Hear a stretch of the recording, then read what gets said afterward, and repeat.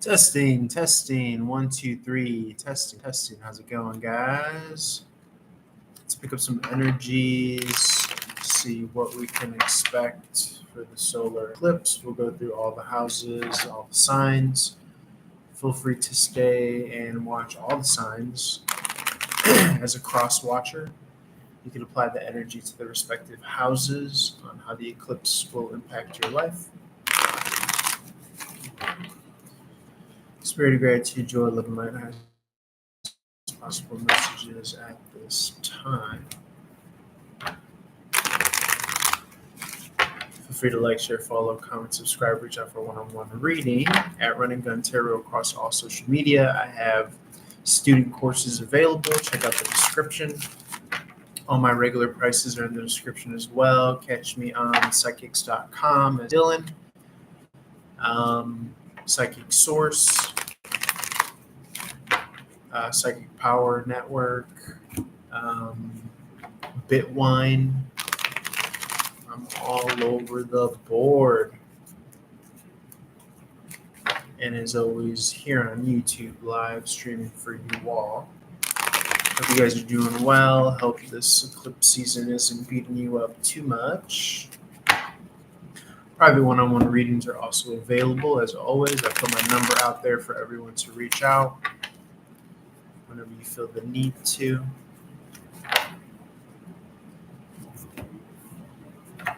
Yes, I am a professional reader. I've been doing this for over 4 years now as a means of income. I don't really put that out there too much, but I do read for several websites professionally.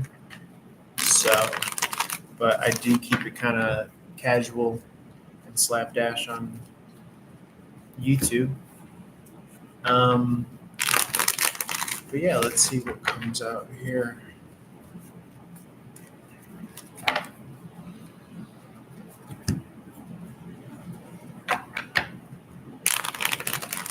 We could start with an overall, and then we could run through all the signs in the houses. I'll try to do a little bit of a concise speed run, and then maybe a little bit longer if I feel like I have enough energy. I might get interrupted because I am signed on for all the websites that I read for. If you would like to make a donation, or if you're curious about the payment methods on YouTube or for the privates, I have all my payment info in the description: Cash App, PayPal, Venmo. I also have Google Pay. Just working to get enough followers and hours clocked on YouTube so I can monetize the channel.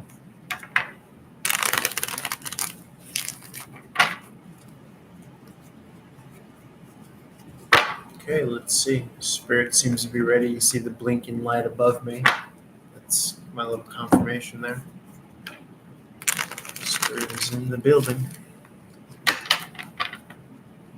see what comes out here. Okay, you got the Nine of Rods in the upright first and foremost. Okay, we've been holding on to some baggage here, some burdensome energy.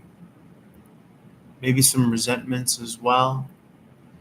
You want to continue to train yourself to let these go. The mental games, the mental roadblocks, it all starts with there. It all starts with the ego. Okay. The ego mind wants you to carry these things around as opposed to just dropping them down and having fun here. It feels like it is blocking you from the King of Pentacle energy. Whoever's resonating with this, take it if it resonates. Aries, Taurus, springtime energy feels like the protagonist's full potential here. Okay, non-gender specific. You could also be viewing someone who's holding burdens and resentments. There's a lot of different ways you can kind of interplay this energy that we're looking at, as always. Coming out of worry energy, Nine of Swords in the reverse, carefree.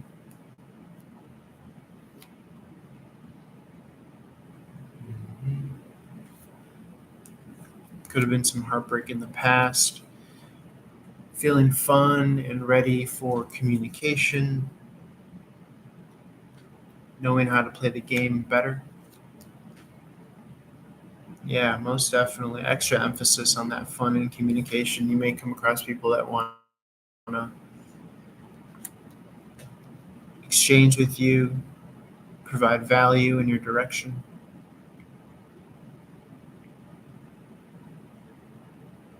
Just make sure they're not playing games with you. You probably have a keen eye about that. And you probably have a lot of things going on all at once, a lot of irons in the fire as well. Anything else with this king looking to the nine of rods here, Sagittarius energy?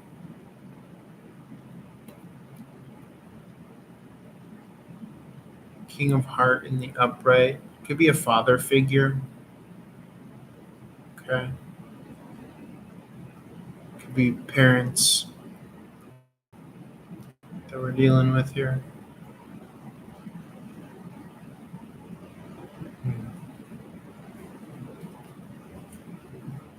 There could be like a depression that was inherited or passed down. This outlook, this way of looking at the world from the outside in.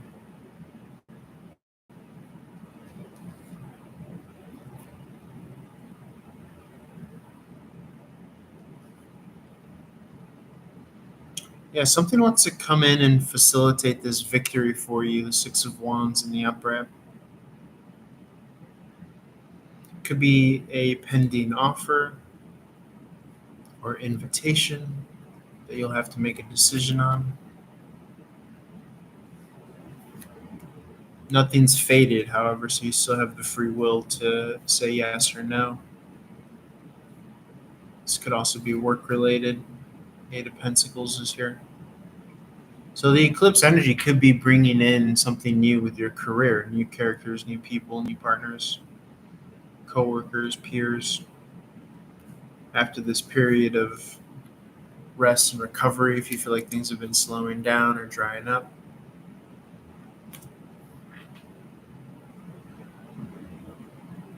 Five of Clubs is coming out of this conflict.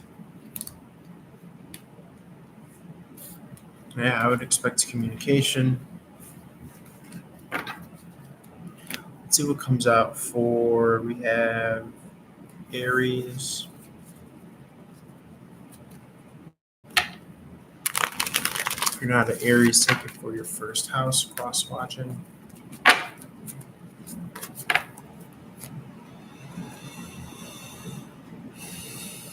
Could be an incoming offer, could be romance or business as usual.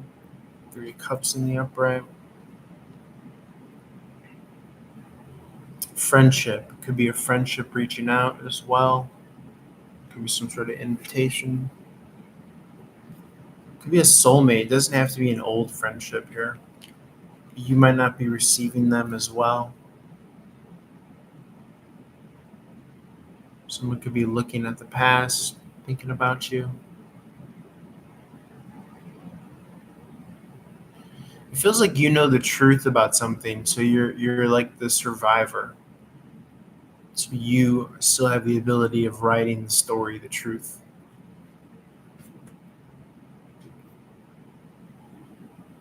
And someone might be worried about that you've seen their true colors and you know the truth about them. But I'm getting that you don't care as much as they probably think, or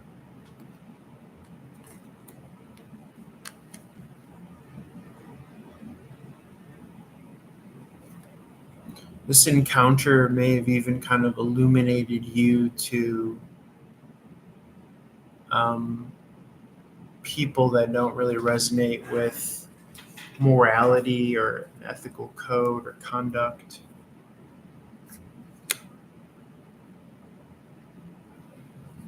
Yeah, someone could also be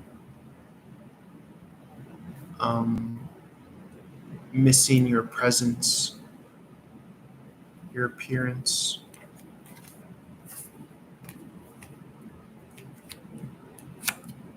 of friendship.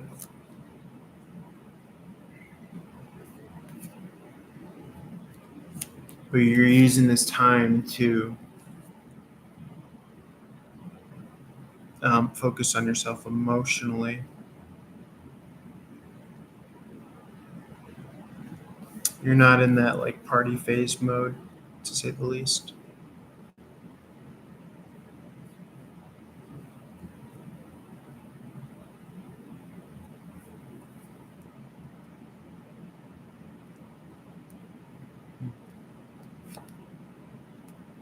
There could be some sadness at times, what we would normally call sadness, but that's definitely some editorialization. You know, it's okay to just be and feel and pick up on a certain energy. If it feels like you're just kind of like in water, that's the emotion.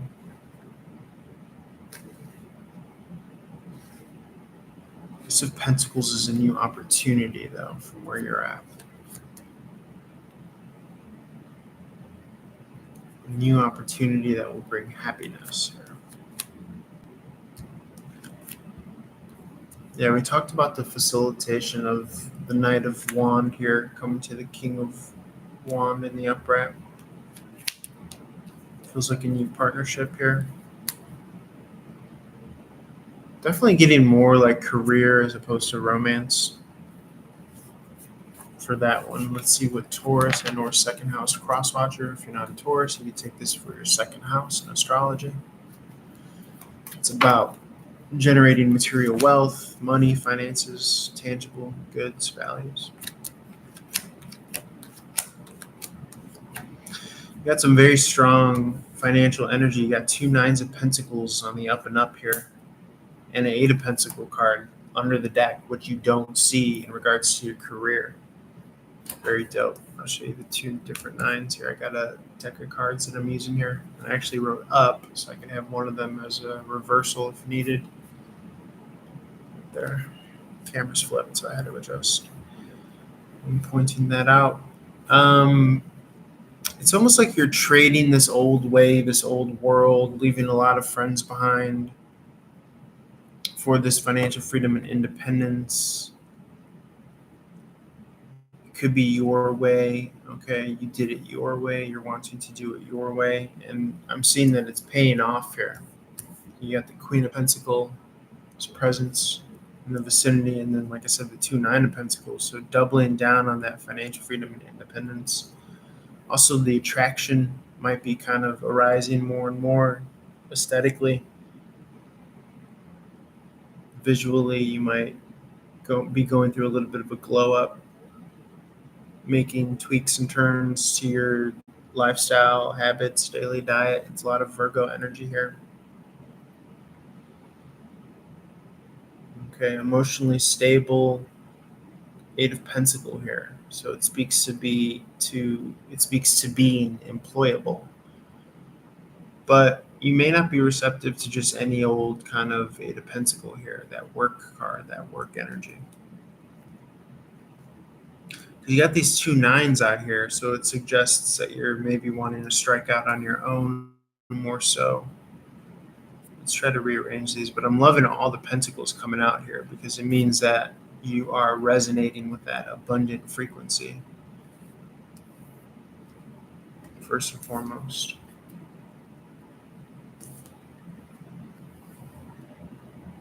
So we're missing the sword energy. What this tells me is that this is not going to be something that you have to think your way out of a paper bag. You know, it's not going to be something that you're going to have to spin your gears and your wheels as much as align yourself emotionally.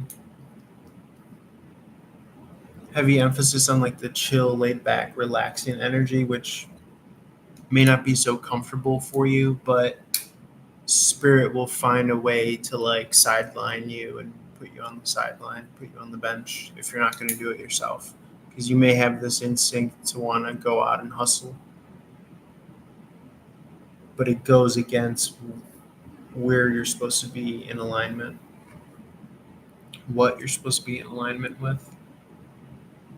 You have the vision, So Spirit has kind of successfully given you the right vision. 3 wands in the upright.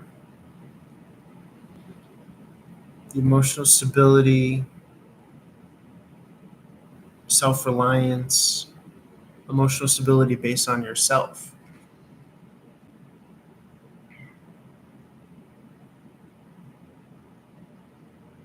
And you have options now because of it, because you're more free, you're untethered, you're unbounded.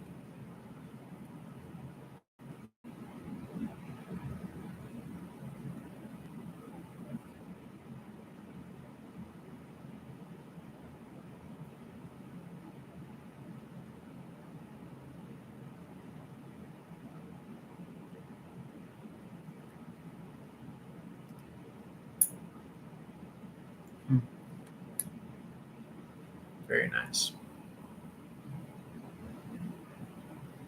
Anything to that energy that I'm just kind of calculating here?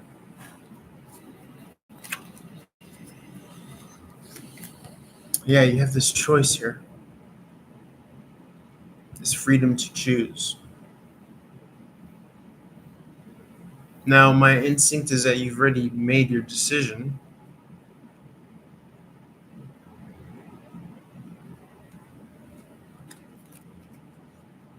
What is it? What comes with it? Ace of Pentacle here. And what comes with it?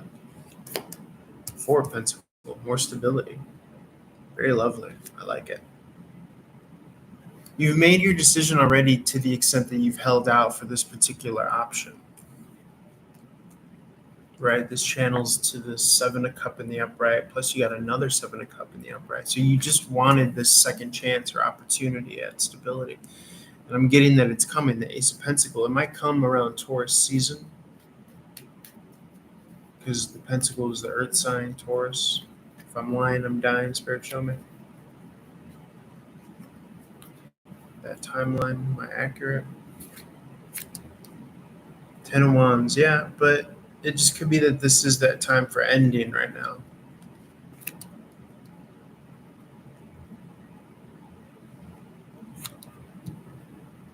Three of Pentacle here.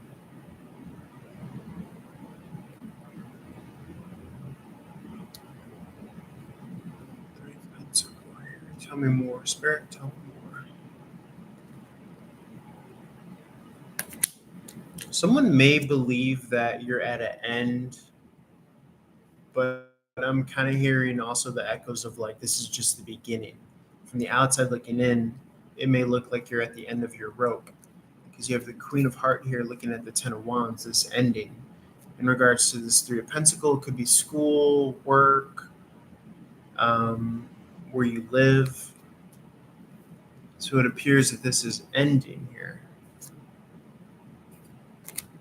But again, I'm kind of getting like, no, this is the refining. This is that location where you refine yourself so you could be stable emotionally here. But from the outside, it just looks like you're not being receptive. It looks like but again, you're working with like nuance and subtlety of spirit.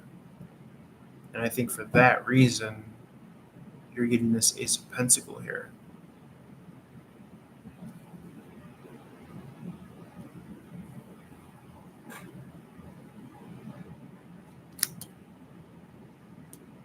Yeah, 2 of Pentacle here. So it's very much so that getting back in motion, coming off the bench, that Spirit's put you through.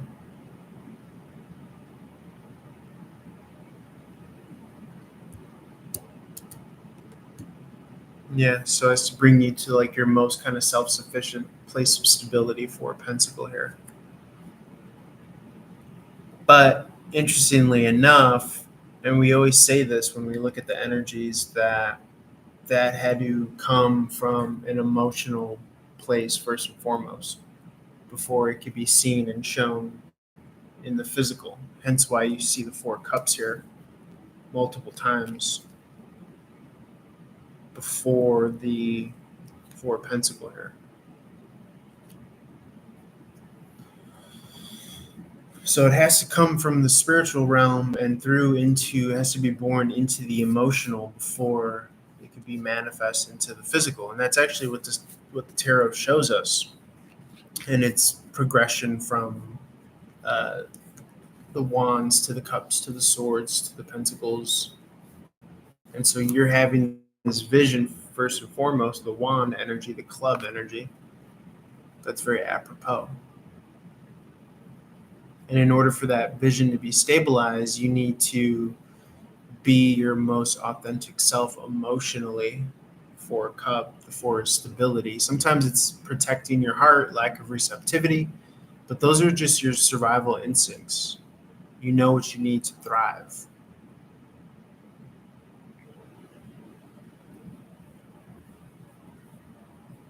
And so we could also pair up this 10 of rods here, which looks as an ending, is actually your final labor, your final push. We've been talking a lot about the Empress coming out in reverse lately.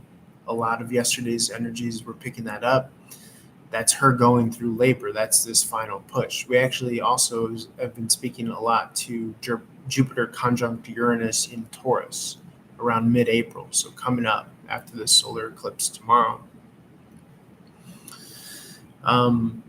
And that's going to bring a big surprise, a big windfall, a big turnaround, a big turnover, something of this nature, because Jupiter is about expansion, growth, abundance, luck. Uranus is surprises. You didn't see it coming. And that seems to have been the theme with just the energies that we're looking at now.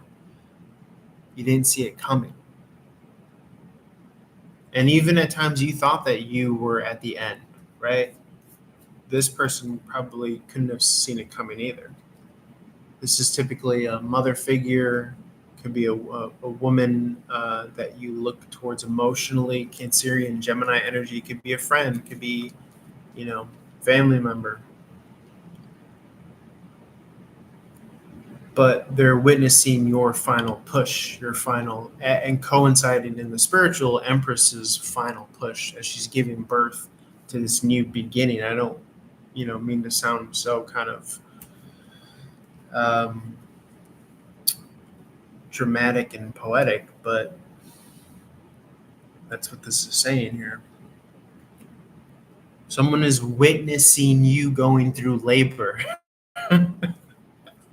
For some, quite literally, but for others, they just know everything that you've been through. 10 of Wands in the upright. And so, speaking of pairing, again, these are the two energies here. I haven't flipped out more cards. I'm just looking at everything that's come out here. And these are the only two club energies. Still no sword energy, so I know we're really onto something. I could feel our teeth is really synced into it. The 3 and the 10 is the 4, because the 3 and the 10 is death, first and foremost, right? 1 and 3 is the 13th card in the tarot. That's a death card. Okay, but you add the 3 and the 1 together, and that brings you the 4. 4 is about stability, renewal, rebirth, essentially, because you're coming from death. After death has to be the rebirth, right? The 3 and the 1 to the 4. So death, rebirth, the recycling process, that is actually in and of itself a very stable, necessary function. And so that's why it's resonant with the number 4, which is about stability, right? 4 legs of a chair, 4 legs of a table. We always use that boring old, example, but it's true. The stable point.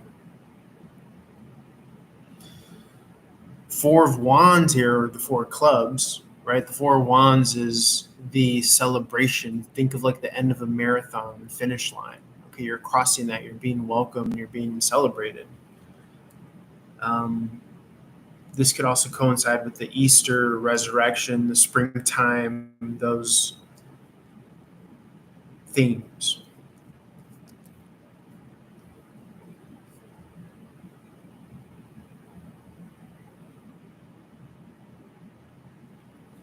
So it's actually a very lovely time. Those motifs. And the symbolism of giving birth and going through labor is very apropos, because it's both a very surreal, beautiful, ugly thing that brings, new beauty into life.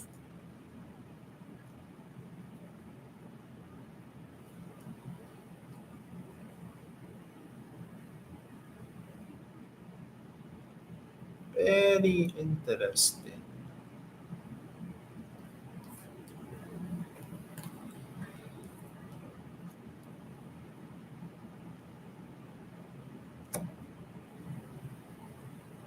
Yeah, and this is definitely resonating in your wish fulfillment, 9 of cup, 10 of cup, wish fulfillment. Okay, but it's based on you having done it yourself. Yes, you have some allies and friends and family to pick up the phone and talk to, but I'm getting strong emphasis on having done this yourself. This journey, especially over the past couple of years.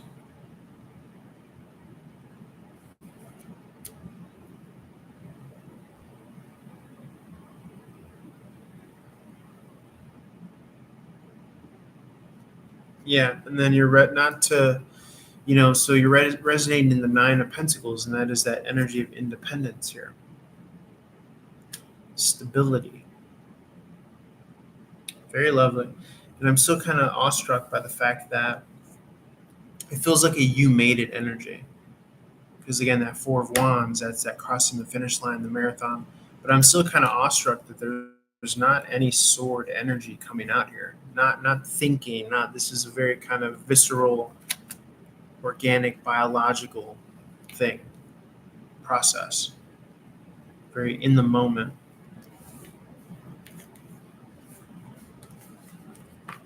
Very awesome. Let's see what, yeah, you, like I said before, you're not going to have to think about this process because it's a process that naturally happens through you.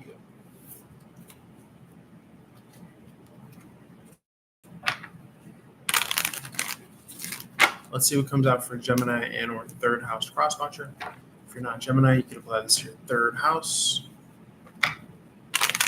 3rd house is manifestation, as above, so below, communication. We have that Mercury in retrograde still for a couple more weeks. So you might be noticing malfunctions, communication mishaps, things of that nature, technology on the fritz. 3rd house is also neighbors, siblings, education, manifestation, magic.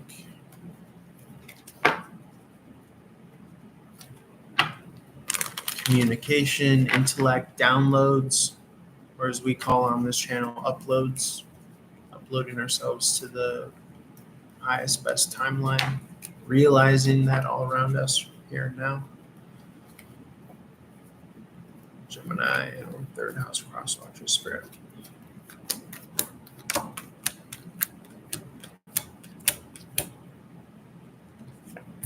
And the bottom of the deck.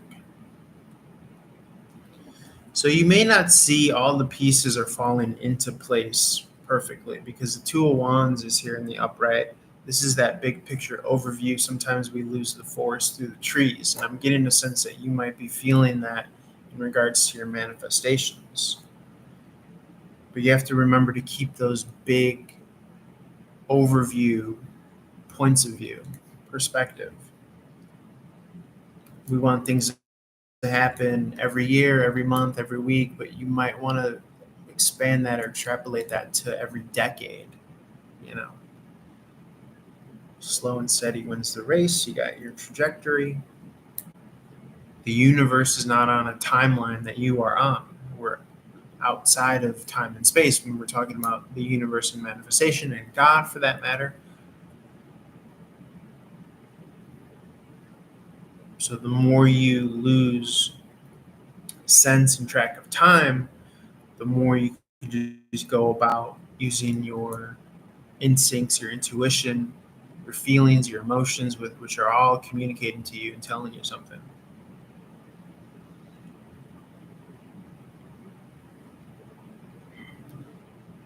We talked a lot about how from the outside looking in, particular individuals might see you going through this labor, this what have you, not knowing that it's this final push before this new birthing process. But they've also tangibly, practically have seen you make a lot of growth and progress. You're at the point of where you're willing to just kind of uproot the whole crop and what you've been working on. That's how bad it's probably gotten for some. For you, maybe even, where you're ready to just pull the whole thing out from the ground and throw the baby out with the bathwater. But that would be foolish. We know better than that.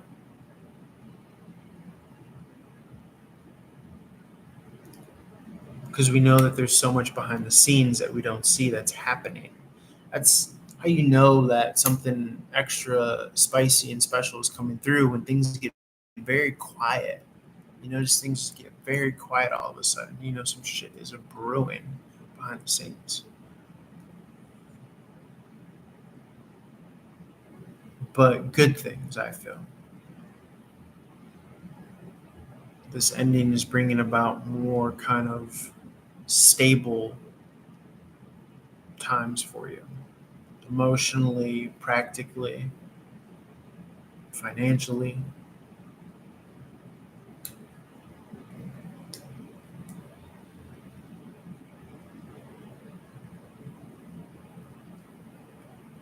People may have also been surprised at how you really have deaded things, relationships, lines of communication. You really left that for dead in the past. And people may be so kind of in awe. You might also be somewhat of like a folk hero or some sort of almost coming across as like this mythical foresty wood creature, like a legend, like tales of you, like sightings of you.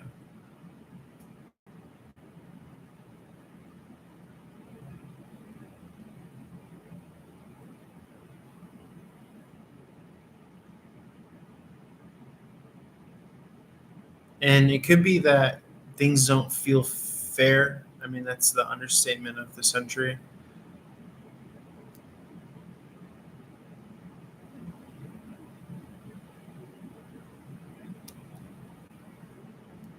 But this is just that ending death transformation.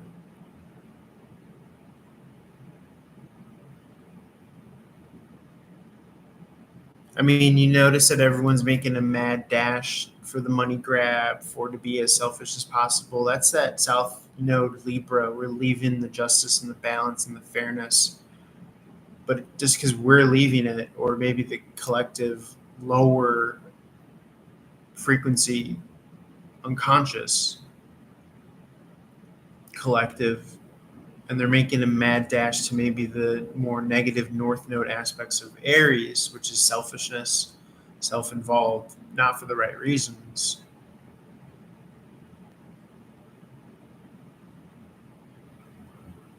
And so for the people that really do kind of hold a high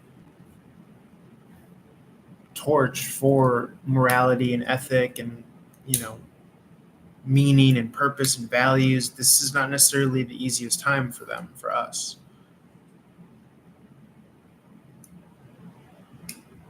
But this is a time where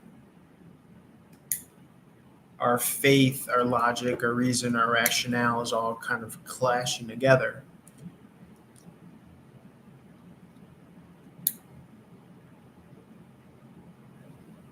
And you don't want to be at the bad end of that, meaning you're going to want to throw the old rule book out.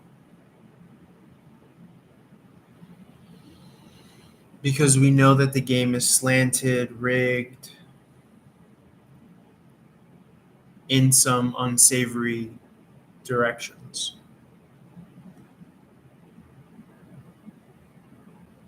But again, after this kind of crucifixion, there's that rebirth. Because the game being so corrupt and slanted in the way that it is, is meant to be disproven eventually, because it cannot sustain itself. And so you might be feeling like you're torn between two worlds because, and this has been said ad nauseum, but because the old world is ending and that new inner world of reevaluated priorities and values is being born and being shown and proven more and more as valid and true and truth itself each day.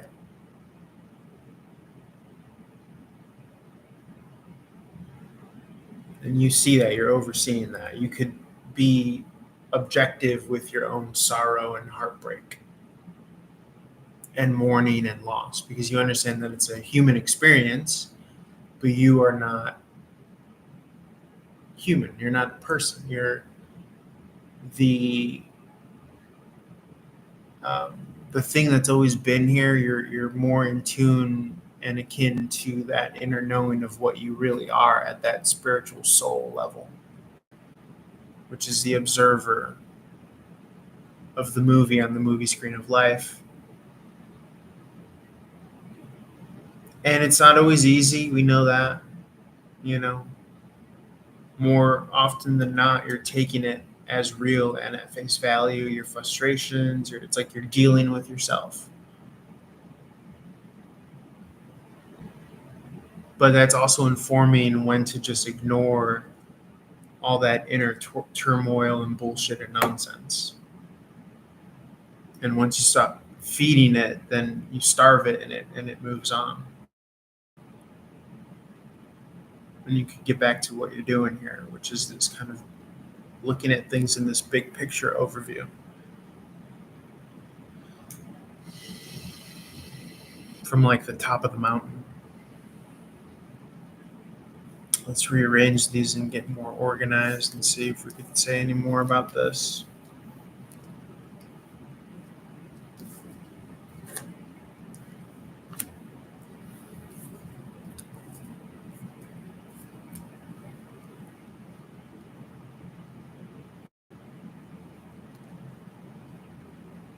And like, you have to also understand, like, all of this extends beyond life. It extends beyond the human timeline. All of these lessons, all of these virtues, all this nuance and subtlety and subtle knowings and understandings and wisdoms, and we're still thinking of the game clock and the game clock running out, but we haven't fully realized and integrated that the lessons and the values and everything that we're learning is coming from the land beyond, the land before time, the land beyond space and time. And so when we actually kind of extrapolate beyond just the 4 quarters that we're playing in, the game time, the game clock, then you have a lot more time and more space and more room to do what you're doing, to experience what you're experiencing, to witness what you're witnessing unfold and blossom and become here. And part of it is a spectacle here. And you could influence that spectacle in small, nuanced, and subtle ways just by being.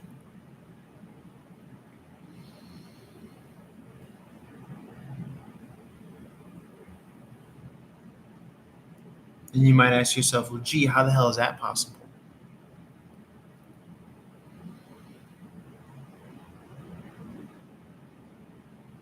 And you have to live long enough to find out. You have to go through it to find out. So we're talking Gemini energy, Sun, Moon, Rising, wherever you want to place it in your chart, and or 3rd house crosswatcher. Like we said, 3rd house is manifestation, magic, as above, so below, communication, intellect, siblings, education, neighbors. It's a whole bunch of shit. It's also that Mercury in retrograde. Mercury retrograde, we're going back to fix and pick up and tie loose ends together so that we could move forward officially, fully.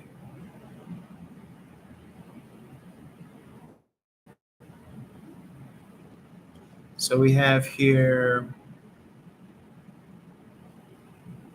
a victory. These add up to the Six of Wands. It's a victory. I'll show you my math. This is 13, right? If the 10 of Wands is 10, the page is 11. There's no pages in the poker deck. But the Knight is 12, the Queen is 13, the King is 14. Yes, and we'll just take the aces. We always take it as a 1. So what are we saying here? 13 and 2, that's 15. 1 and the 5, using numerology reduction, that's 6. 6 of Wands here. That's a victory here.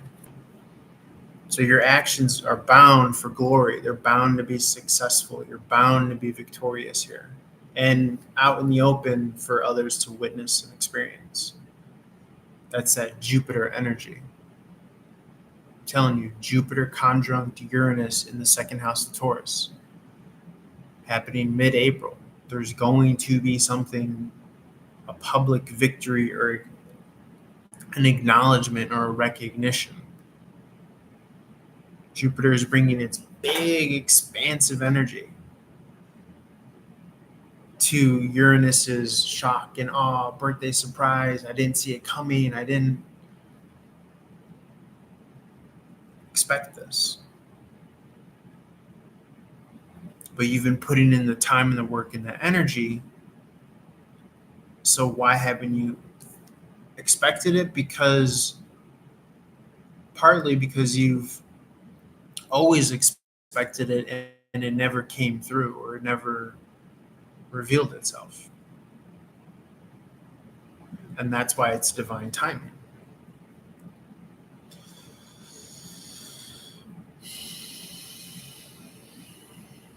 Because you work within 4 quarters, Monday through Friday, 365, 24/7, whatever time you're working in, your age, But the blessing, and now I feel and sound like a preacher right now, doesn't work in that constraint.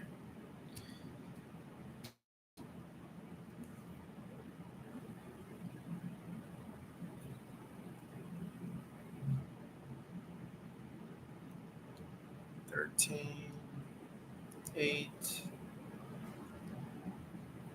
Yeah, but this is going to be very much so a jubilant, celebratory. This channels to the 3 of Cup here.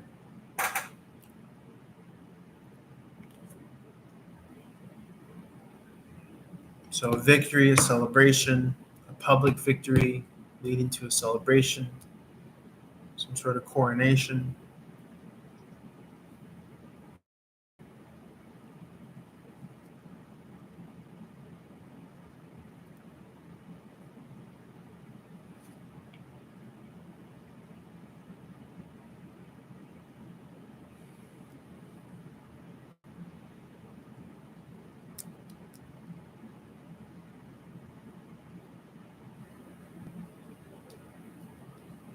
Maybe even some sort of resurrection. The resurrection motif coming in strong.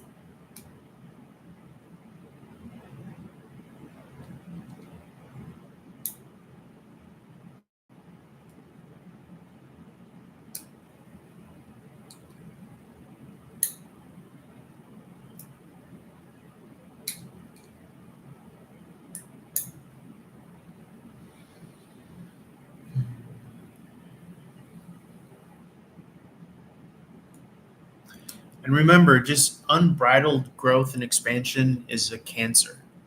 So you need those periods to go back and look back and slow down. And that's why you're seeing what you're seeing.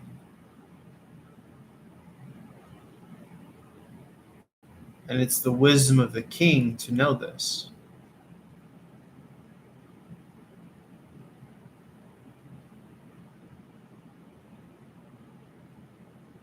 That's why the king is overseeing this. Because if he's really a king, then he's not shook by the Seven of Pentacles in reverse. He or she. Because at first it comes out upright, and then it comes out upside down. That's that wanting to tear out the whole crop.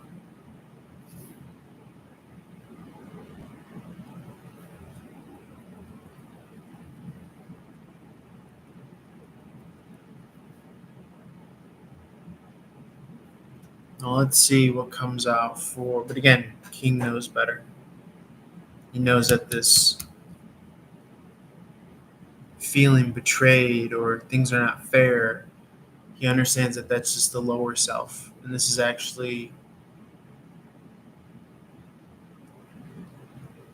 a representation of a transition from one portal to another.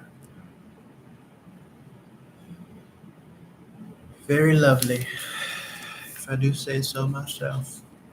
Let's see what comes out for King Syrian.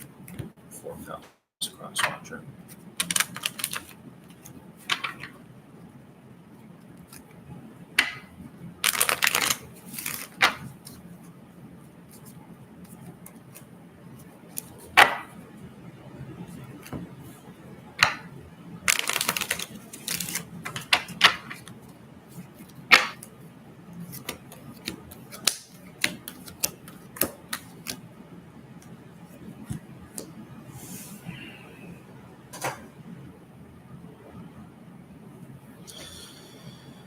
Got the King of Heart in the upright.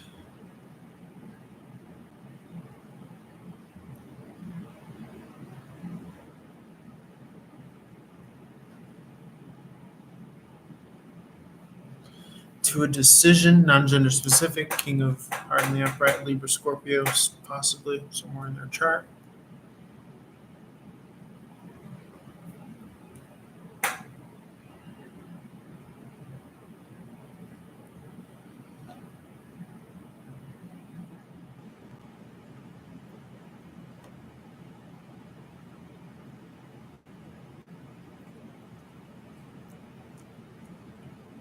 Yeah, deciding to fight for the 10 of Pentacles. All right, the big tamale on your own. And also attracting.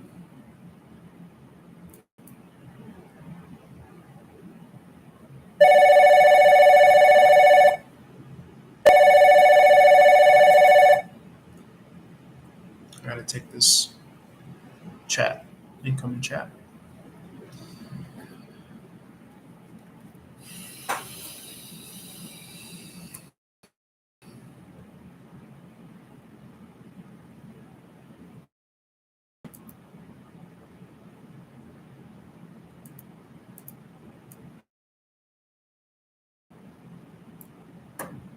Takes some time to pop up sometimes.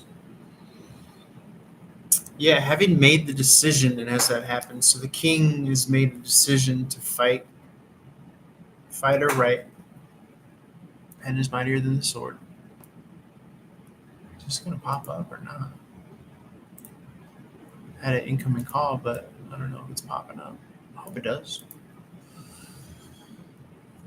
So you've chosen to fight for non-gender specific. This is, I take it as just the protagonist, the King of Heart here. The decision to a sword in the upright to fight for it. But we've been saying the clubs are interchangeable with the wands. The wands are the instrument that we use to manifest destiny. We're writing our future. So hence the play on words. The 7 of wands, 7 of clubs could be fighting or writing. And then they say the pen is mightier than the sword. So less struggle, less physical struggle, and more subtle, nuanced energy.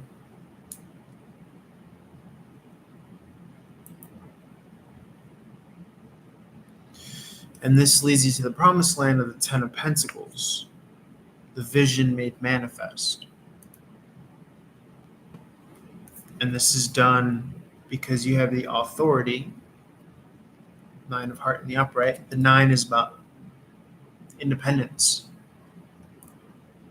right? And I don't want to get so kind of, woke, but in the pen is a dance, right? When your pen dances on the page, that's manifesting. So you might want to begin just writing, starting the process of writing with no actual end or goal in sight, to get those ether juices grounded and flowing and moving in the direction of your dreams, manifesting into concrete reality. Independence. It sounds like a play on words, right? In the pen, there's a dance. So movement, emotion, anytime you're moving emotion or physically getting up and dancing to music or whatnot. Emphasis on you having done this your own way. You're not waiting for a co-signer. You're not waiting for, and just as I say that, I notice the Jack of Heart with the quill in his hand, right? The quill was a writing instrument. So someone is a looking and a liking because they're liking the work that you're doing. They're liking how you've done this. You've built this on your own. And so they want to sign on. They want to join on board. Because now you're looking more attractive than ever, more valuable than ever, more of a hot commodity than ever.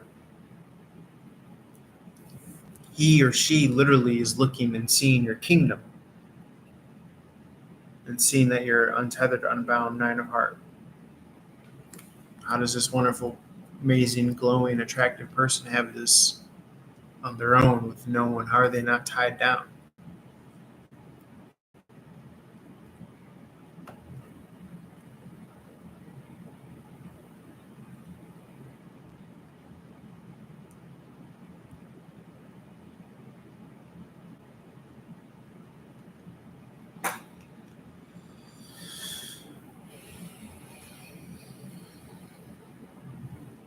How is this person still a free agent? It could even be on the job market.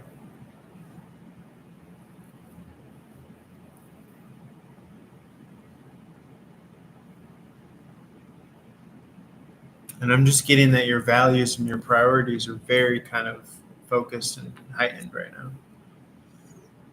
The King of Swords is a decision overseeing the Two of Pentacles, your values, your priorities, what you're juggling. Let's rearrange this and see if we can get some more out of it.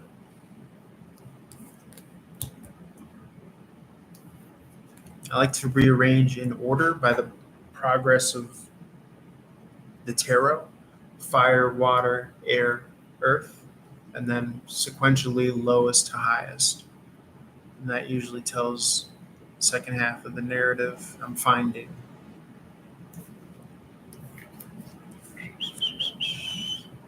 Okay, so now it looks a little different now. Now you're starting with this fighting or writing energy. The 7 is a spiritual number. I'm getting another call, so let me take this. I'll continue.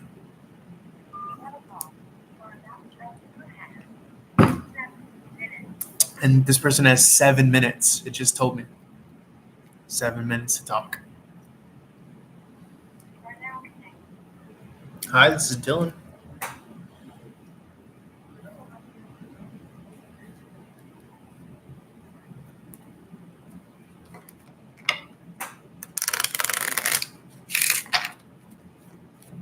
Okay. Yeah, what would you like to know? Do you have a question you want to start with or a scenario?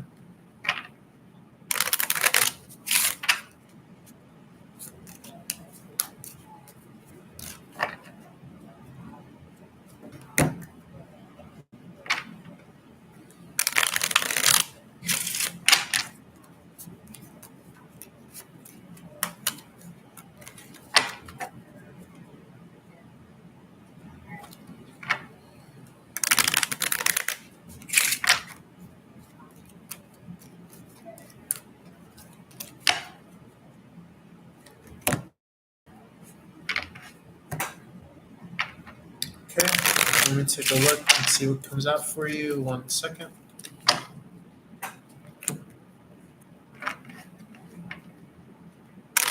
Not needed. Thank you, though. Let's see what comes up.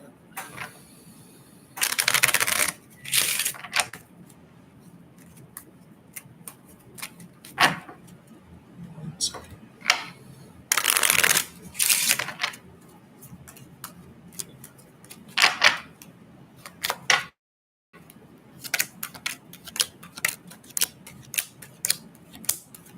So I do see that this individual has an eye for something long term. Um, so, that's good news if that's what you're looking for. If you're wanting to be more so on your own and independent, then that would be another thing. Um, but, I think that there could afford to be more kind of trust here because I do see like a betrayal energy. Um, so, depending, um, let me see. One second.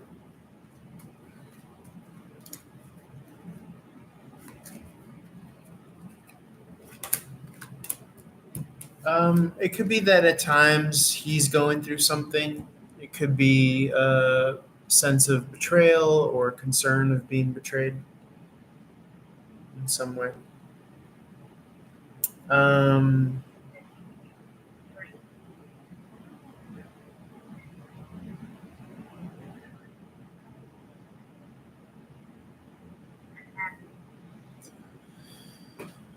so I just said that he was feeling, he's the one that's feeling the betrayal or could be fearful of being betrayed.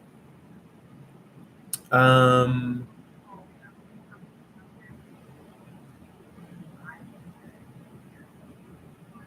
yeah.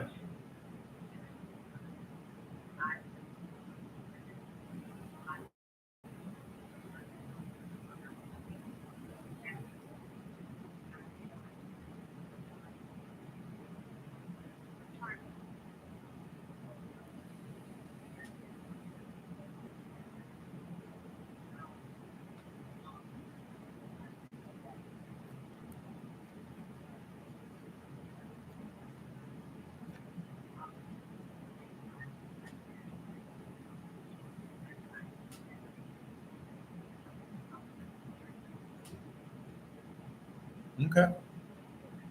Sure. But, it's not just, you're not you know, he has a past and he has a future and he has other people and things that he deals with. So when I say that, it's not just in the vacuum of you and him on an island.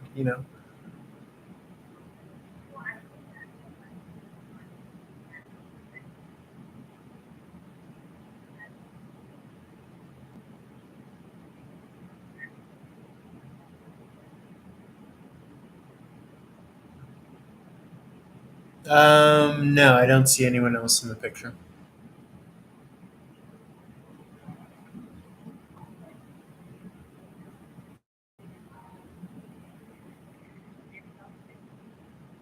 Nope, that's it for now.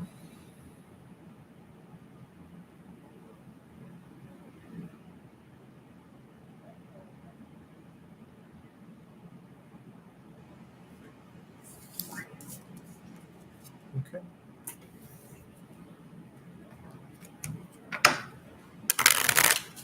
Yeah, do you have a specific question or scenario?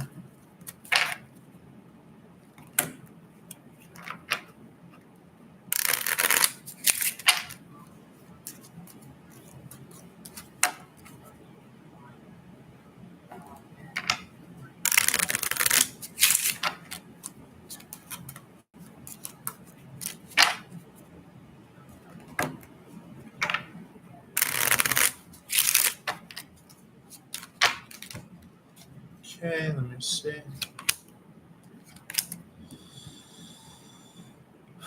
Um, yeah, I'm getting a more positive energy for being able to find something remote working from home.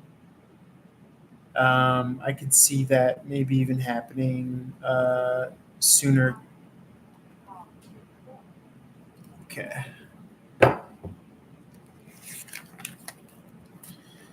Share. Let's see. Where did we leave off at? We left off at the Seven of Wands, this kind of manifest destiny energy.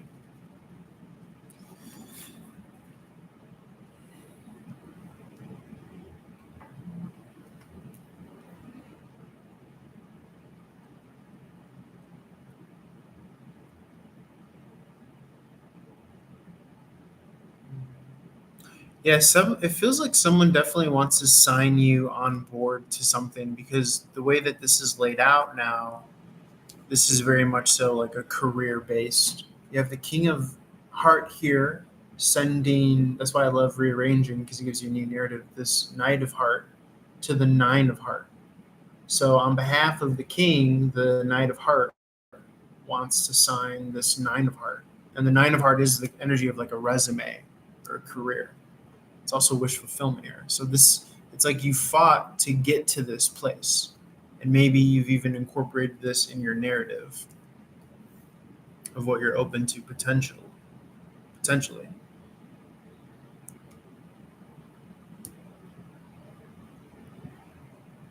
Yeah, you definitely aligned yourself.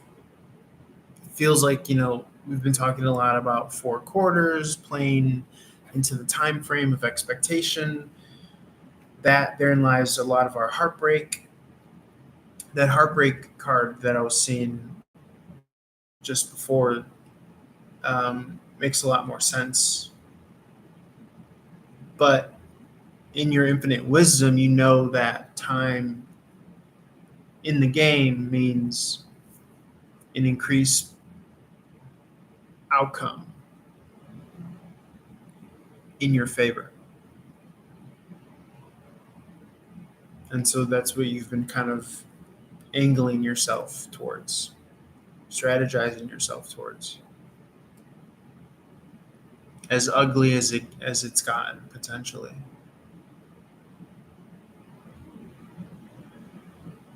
Okay. Anything else here, Spirit? What's this Three of Pentacles here? Woo, you got the Joker. Joker is a banger of a card. It represents the Two of Pentacles coming off the bench, getting back into the motion of the physical representation of what you really value and care about, actively pursuing it, doing it. It's also the double star card, wish fulfillment. It's also the Hangman in the reverse. You see the little banner is wrapped around his ankle. Seemingly, anyways, not quite any longer. Hence the kind of Hangman in the reverse, the freedom aspect of it. You also see the Joker or the Fool, which is the new beginning. I also fancy this individual somewhat of a magician doing the magic tricks with the cards. So you got the Fool card, the Magician card. This is like things are up and running full blown here. And you see the World card on top of the World, completion, right? So the completion meets the Fool. That's the beginning, that's the end and thus the beginning of the tarot. So when this character comes out, it's time to get paid. It's time to get paid out. it's time to it's time to um, it's time to reap that reward from the ending of one cycle to the beginning of another. So it's very lovely to see that come out under the Three of Pentacle energy. You're finally kind of allowed access, it feels like, into the club.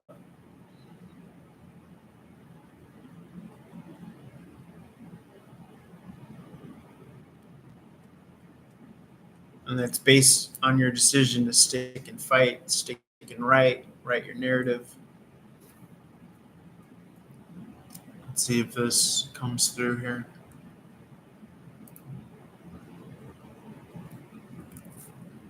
very funny. This call came in at 11:11 on the clock. So speaking of divine timing, right? We had a perfect 7-minute call.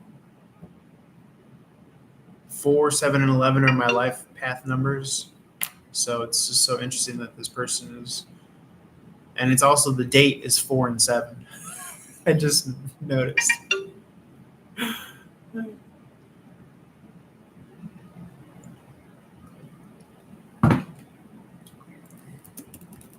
Very lovely. All the things are coming.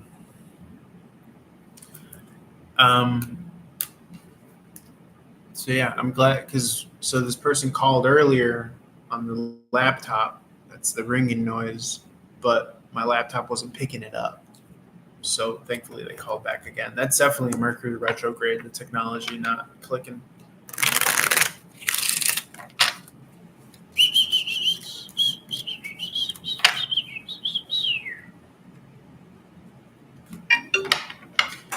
John is currently visiting his hometown where his ex V and Shamila is. Shamila.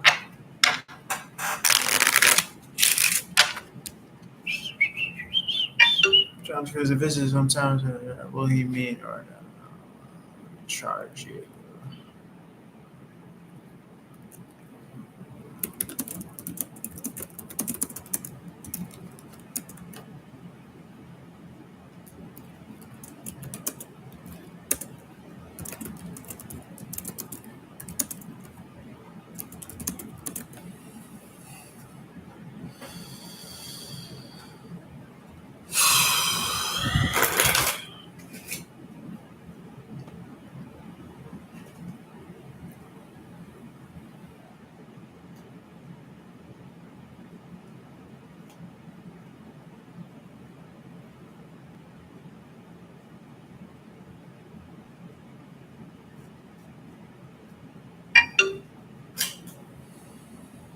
No flex zone.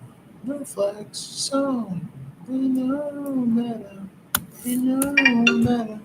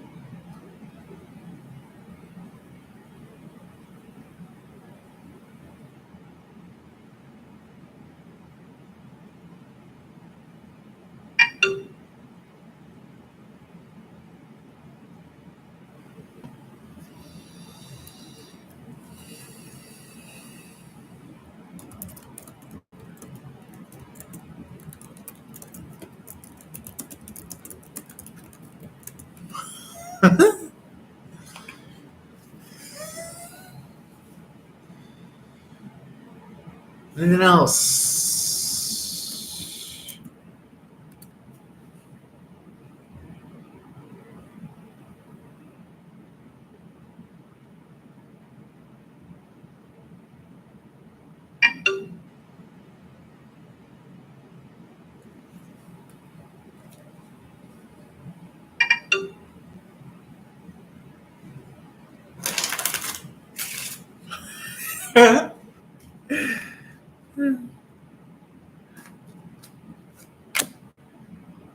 Yeesh.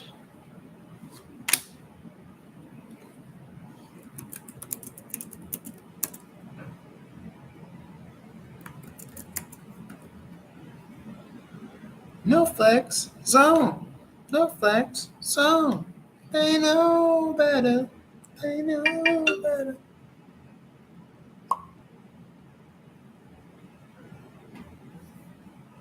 Um.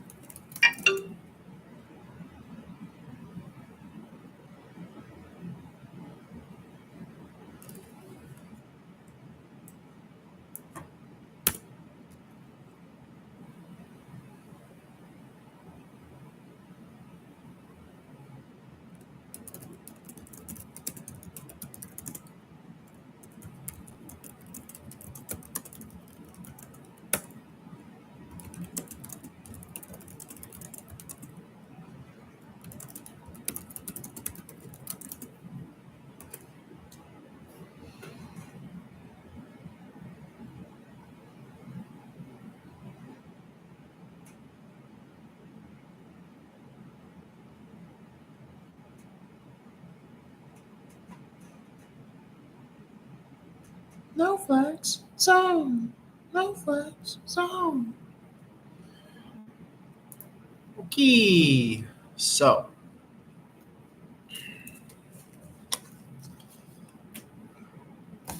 That lady was tripping.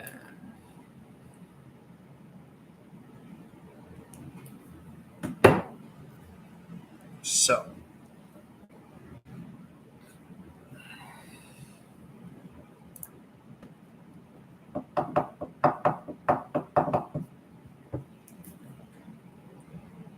Let me just check if my bitch is on.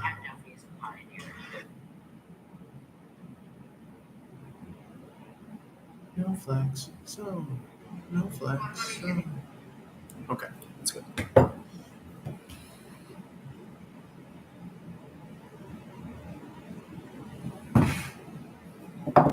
Yeah.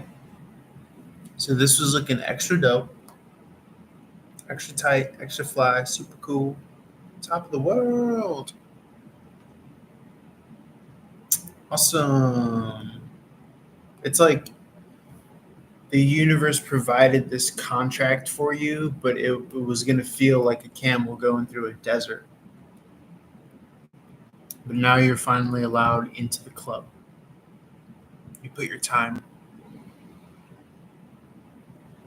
So I'm just getting that this is big. This is huge. Whatever you've been chipping at, pursuing, working at daily, and if you don't have something like that, then you better get something like that. Even if it's just passion, fun, play. It doesn't always have to be serious all the time.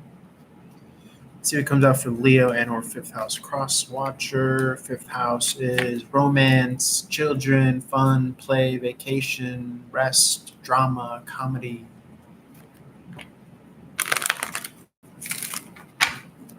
Acting.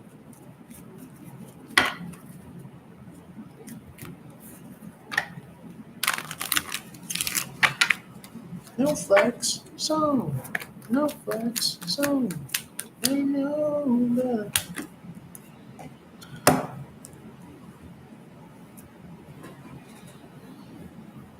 You don't see the options that you have here.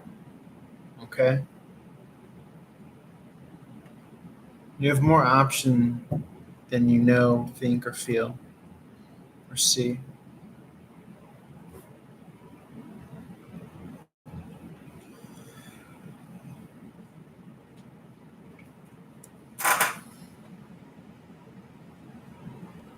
And partly because you're overthinking the whole program. Age sword in the upright. This needs to be treated more as like a devil, like a demon, like a camel going across the desert. Okay. Hence the whole marathon energy coming out earlier. But the ego and the fear and maybe what you would want to call like the devil or a demon or whatever those lower energies are that you might feel will have you believe that you're going nowhere fast and doing nothing fast. And a major part of the journey is not doing anything. Like I said before, it's just being.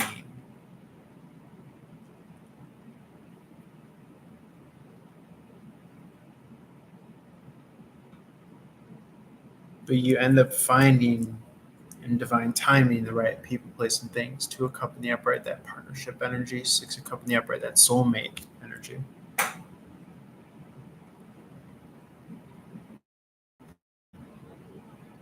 But it doesn't happen if you're watching the clock, if you're shot clock watching, because then now you're out of the game and now you're in the theoretical. That's what this is. And that theoretical will blow out this fire.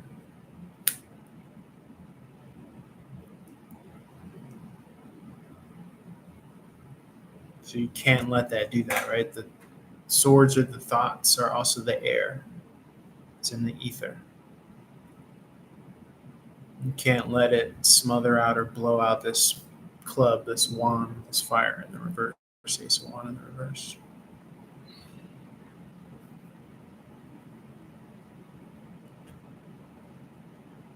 You have to be open to now, even if you don't see where it's going, where it's headed. Especially if you don't see where it's going, where it's headed. Because this is going to increase your option potential moving forward. Let's rearrange this to get anything else out of it.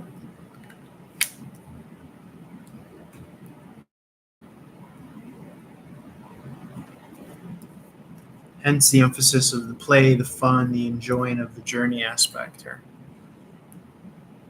When you start asking too many questions and shot clock watching, and the only reason you should be looking into the future is if you are writing a motherfucking verse in the book of you about your goals, what you want, your desires, and what you're doing towards them, the vision of where you see yourself.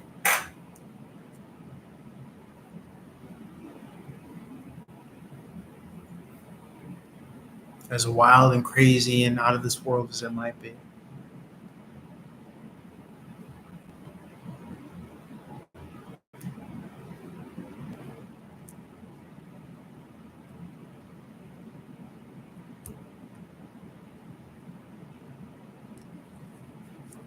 And you will come across the right soulmates, the right friendships to make this vision and this dream come true. And not only that, but you will be placed in people's lives to make their visions and their dreams come true, and vice versa.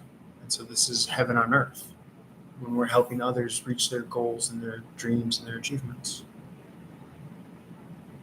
But you can't do that if you're second guessing and doubting yourself. 8 of swords in the upright.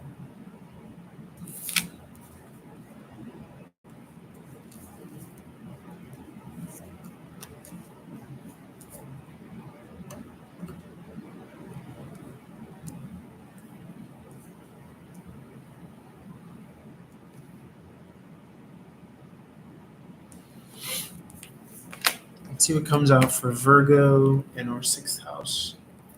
Cross watcher.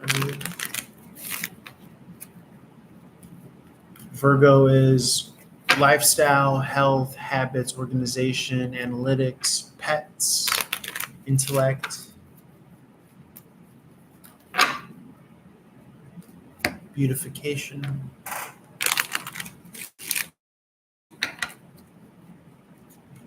wisdom, also manifestation,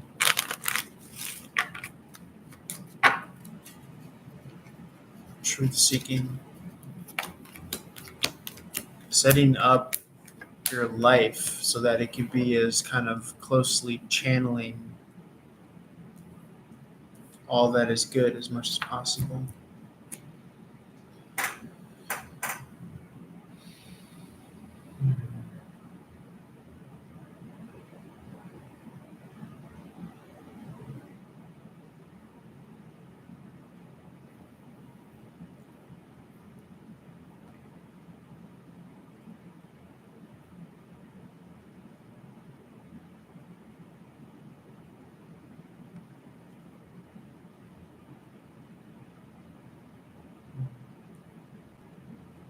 Yeah, I see that double victory coming through here.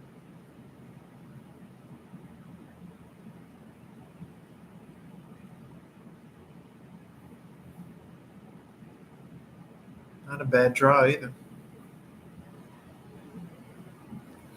You may forget how much you've invested into this emotionally as well, but the universe doesn't forget.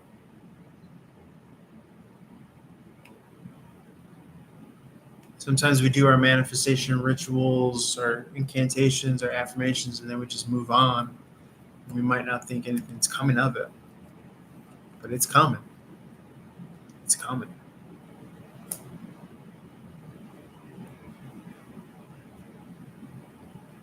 I'm getting that you're on the right side of karma. Black and white joker in the upright. And so because you're on the right side of karma, that must be expressed through your life.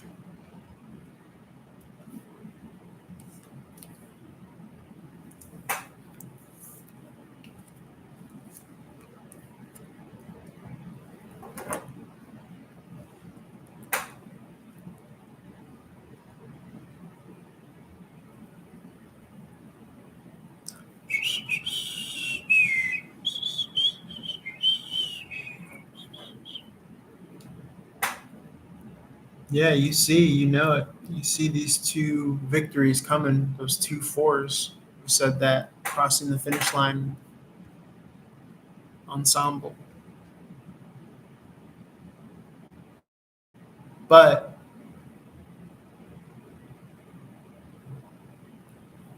you're like, you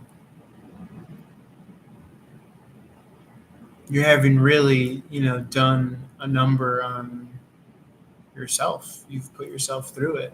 This is adding up to the 10 of Wands in the upright. So it's not this kind of strolling through. It's like, no, you've done a fucking marathon. At the end of a marathon, you're not all, fresh and peachy clean and looking good. And you've really fucking done it.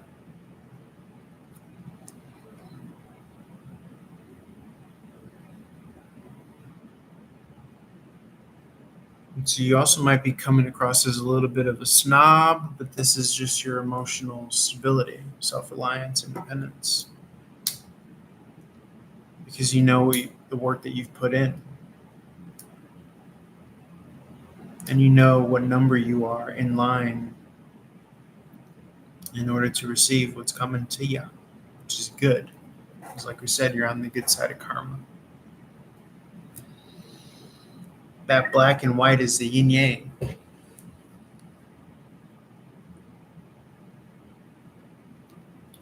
got another call coming in.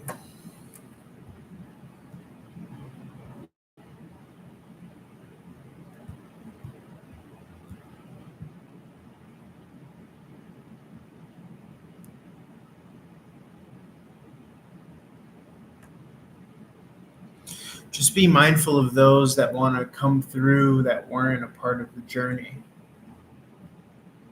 And be mindful of people who just think that they could align themselves with you, even though they've put in not as much work, if any, as you. So I'm doing this call right now with someone. I don't know why my laptop was not ringing. It should be ringing.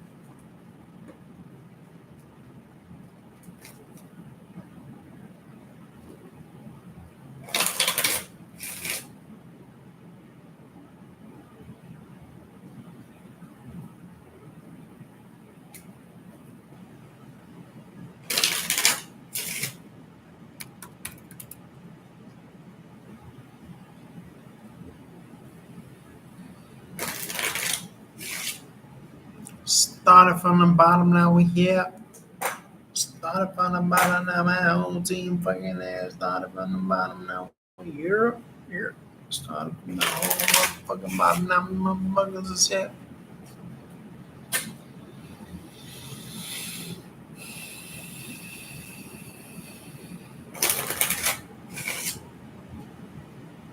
This bitch is typing her ass away.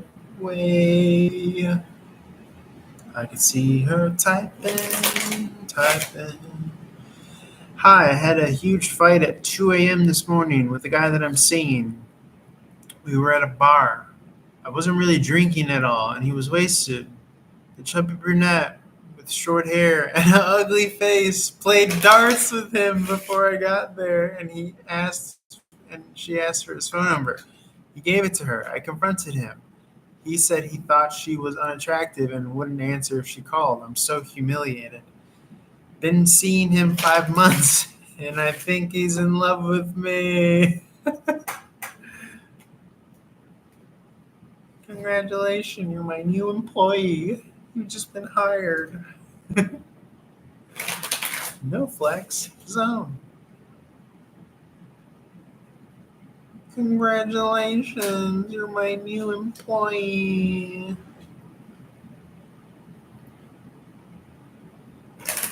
They know better.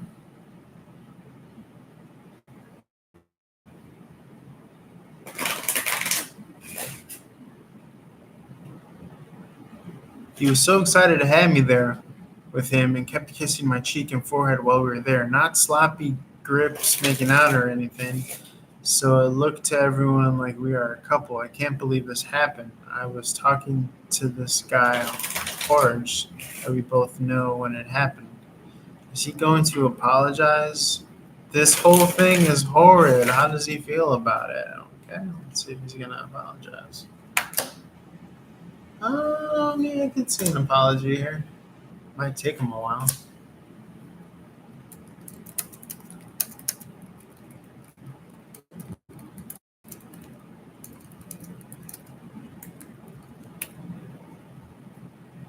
How does he feel about that?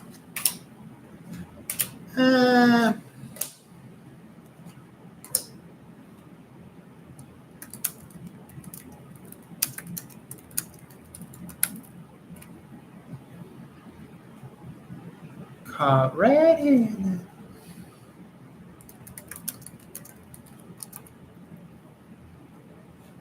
No flex zone. No flex zone. They know better. That motherfucker really wanted that bitch's number.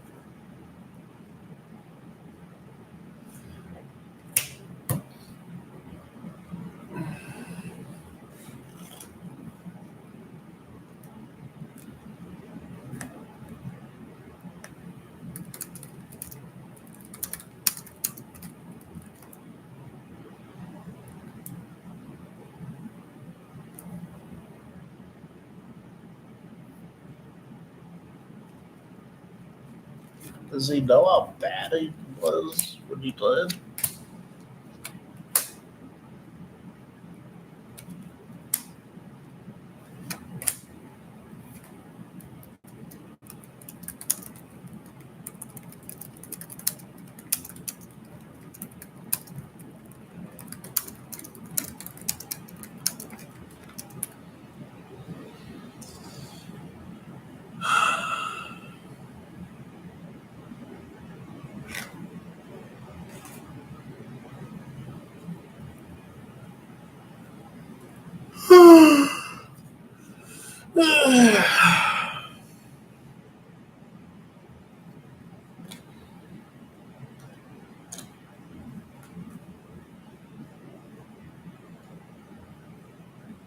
Are they in a relationship, Spirit? Yes or no?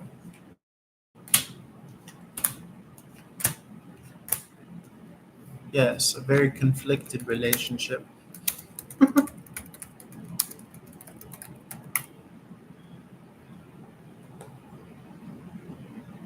Hey, holler at me if you're a dime.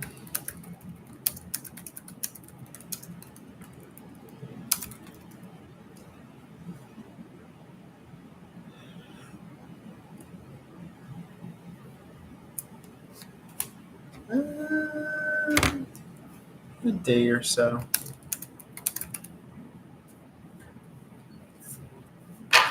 You'll be okay. Don't worry. Don't be mad. Okay. You both were just drunk at the bar.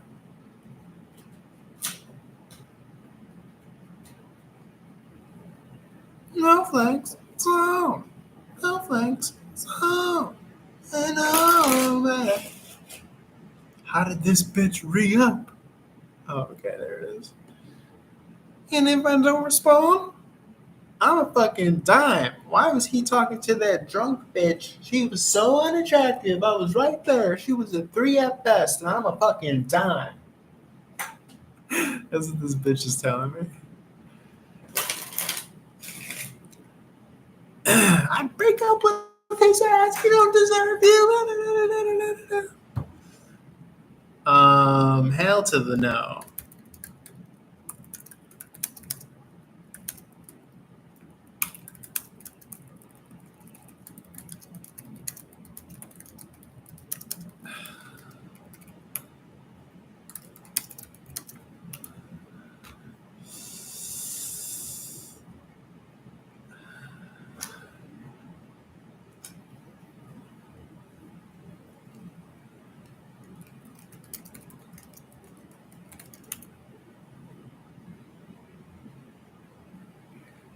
No flex. So, oh. This bitch is haunted by how this other bitch looked.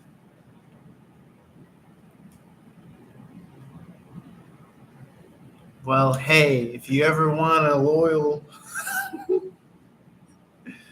She's like, I'm a fucking dime. I'm like, hey, if you ever want a loyal partner, companion, should she take him back? Spirit, yes or no? Listen me up right now in the reverse. I'm saying no.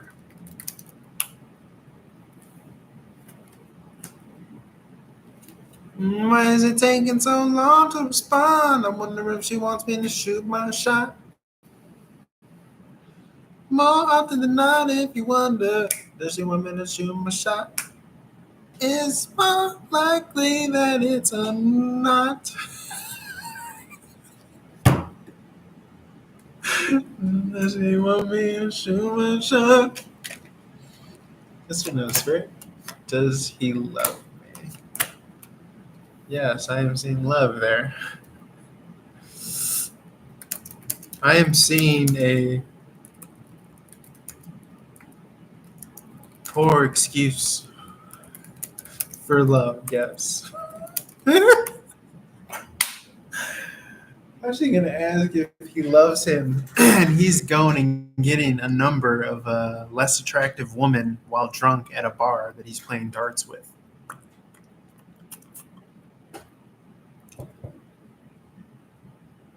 Does he think I would? Do you think he would have answered her call? See, I know, Spirit. I'm getting a no. I am getting a no to answer the call. But I still think that was mishandled. Just pointing pouring gasoline on this poor guy's.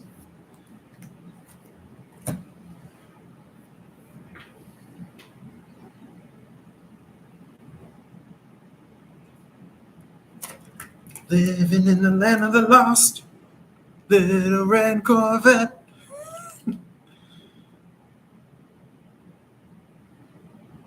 Why would he do that? Because you're dealing with, yes, a schmuck.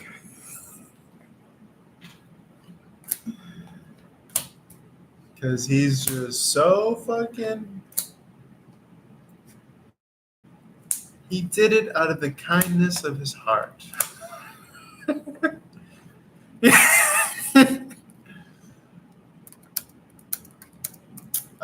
Yeah, why did he do that? I think he's just being a bonehead.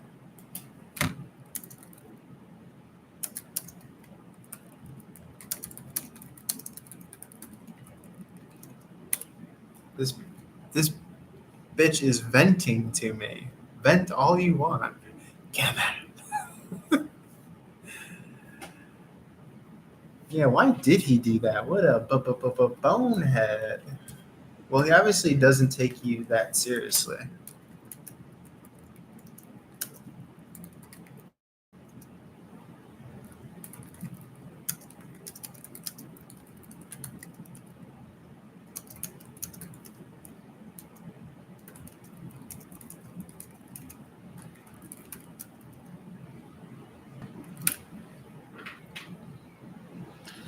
Is he going to feel bad about what he did? I don't think so. Actually, yeah. Yeah, he will.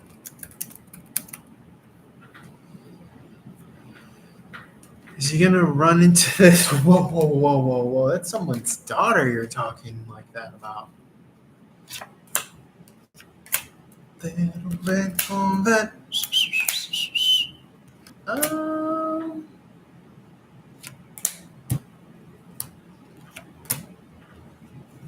Yes or no, Spirit? Yes, you will.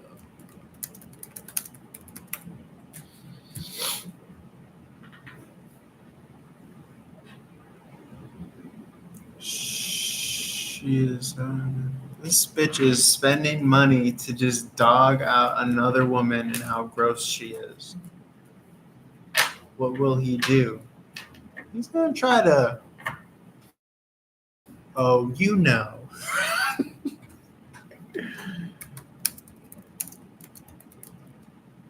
Oh, you know.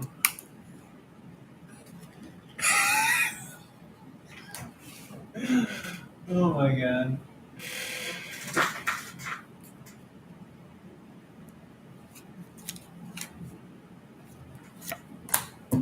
Little red Corvette.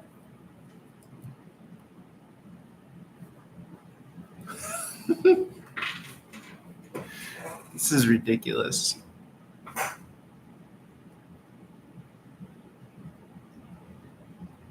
Yes. Yes, he will.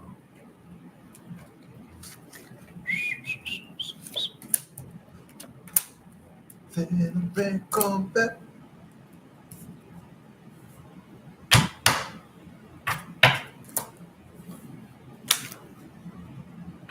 This bitch is so like, you can tell she's like 21, doesn't know shit about shit.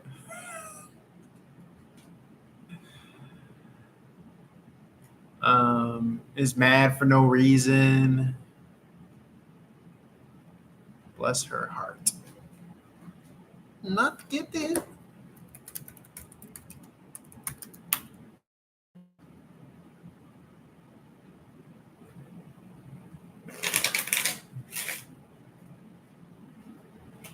Let's see. Yes or no, Spirit? I'm getting no. Little red Corvette. That was enjoyable. I don't know why. Anyway, God bless everyone involved.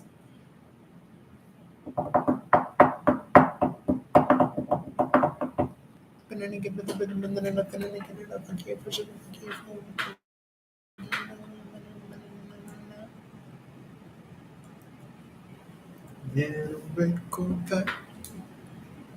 Okay, what are we doing here?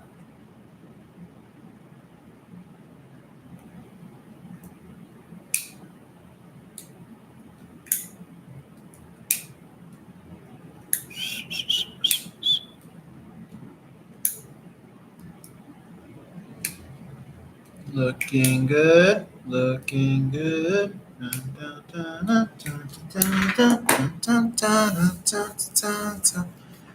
I am sitting at the counter. How's it go? Waiting for the man to pour my coffee, and he's looking, and a guy just walking in.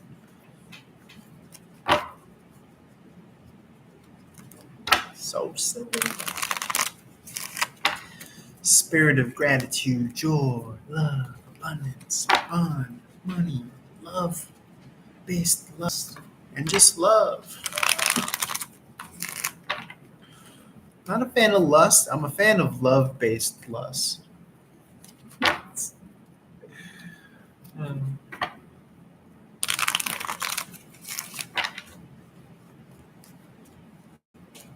Sounds like a duck that you. What the duck? Sounds like a duck that you cooked during Valentine's Day. Love-based duck. Love-based love. Love-based lust.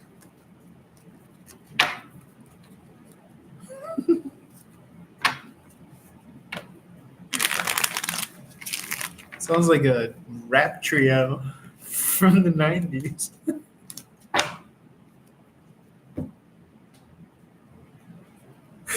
An R&B love rap trio. Yeah. We love bass lust. We're here to sing our first hit single. What the duck?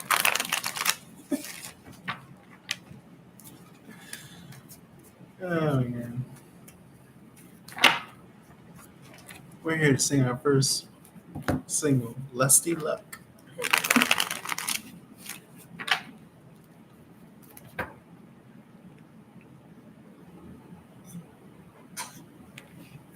Lusty Luck.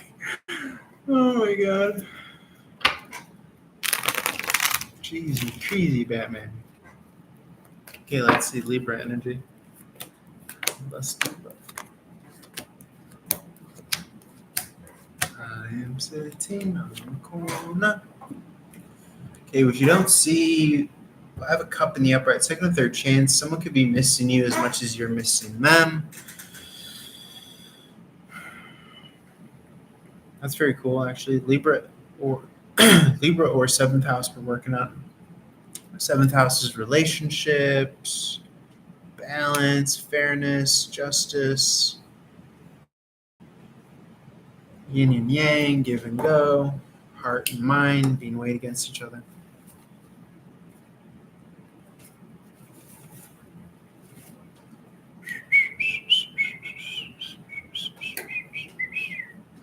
Oof.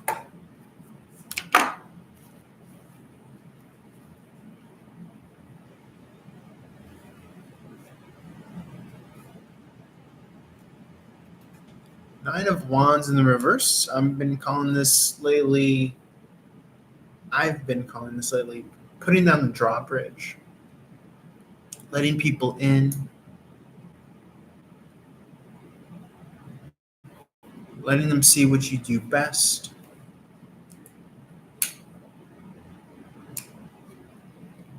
I gotta get a towel for my eyes.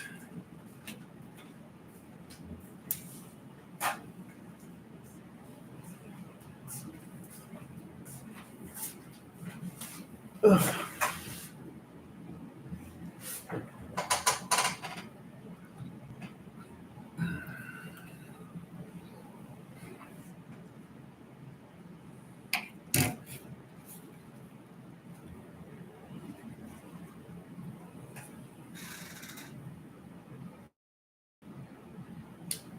it actually makes them happy to see you do what you do best, and vice versa.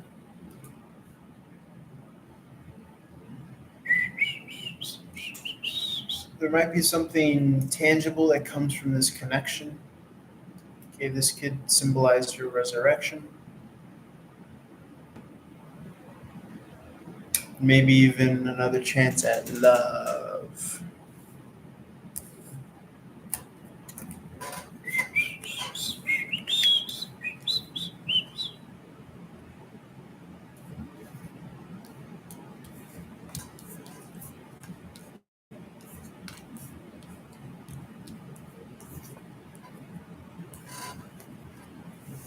Strong pentacle energy, grounded earth energy. Feels like a countdown here, miracle manifestation. You got 1, 2, 3 here, and then a 5. You might feel like you're not ready for love or a relationship, but if it's worth its salt, you might not need to have all your ducks in order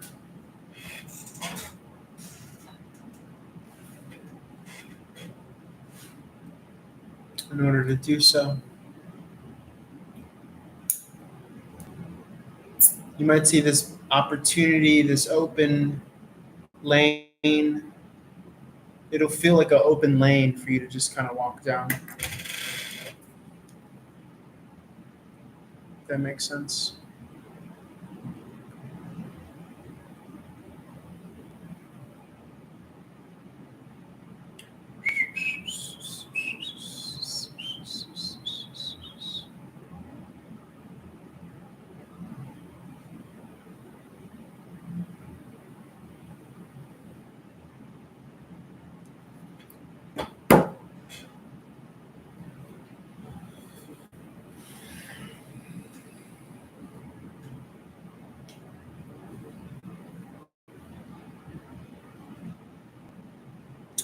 This could start as a friendship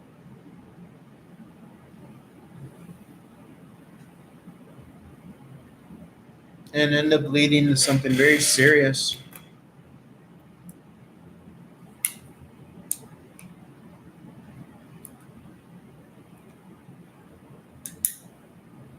Proposal,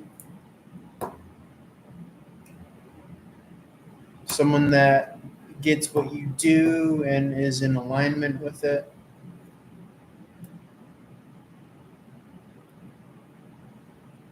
Gets the meaning behind what you do.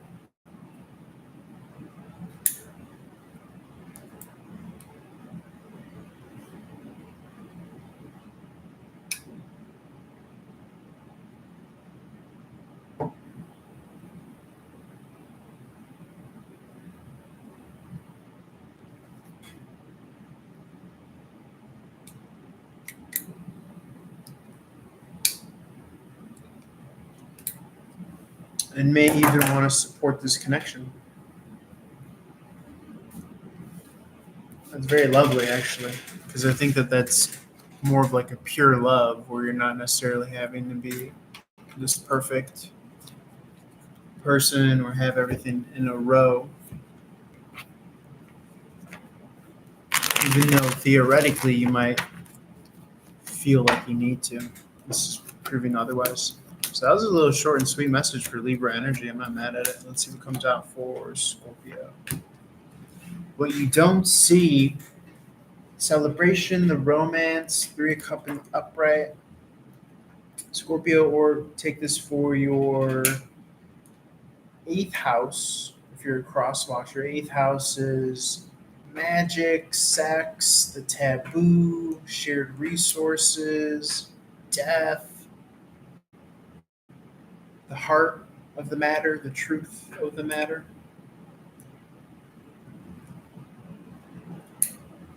For some, they won't see a third party situation.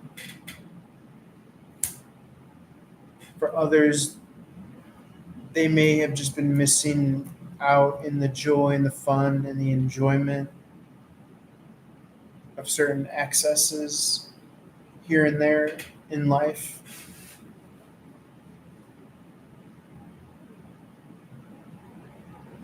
This is that energy of what we were saying where you're kind of shot clock watching. Okay, you're watching the clock. You're not in the game fully present.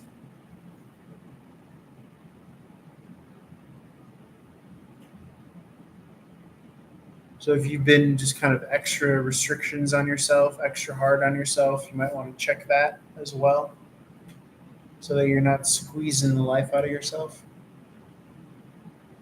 Or finding better and healthier replacements. Trying to see the root cause of those restrictions.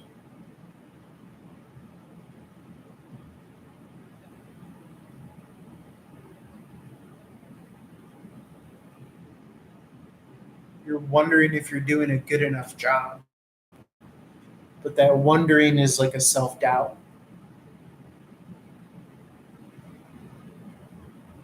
And so that makes you want to do more and overexert yourself.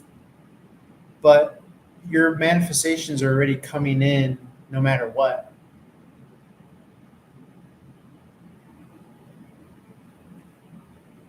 And I'll show you a very distinct image of how I know that. Because you have this guy here. This is the workhorse. Okay? Doing the leg work. But no matter how much leg work this guy does, this is going to be faster, swifter, the Knight of Sword. And this guy's been representing the manifestations. Swift, Lightfoot.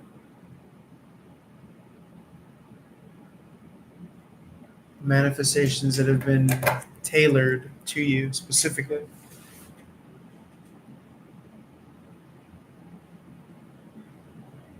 And so then the legwork becomes, well, why am I doing this? This should be done not for the result, but this should be done for the enjoyment of the very process of it, is what Spirit is saying right now. You need to shift your focus as not result-based and oriented as much, but more so for sustainability, lifestyle. Because this restriction or this doing the heavy lifting or the legwork can backfire.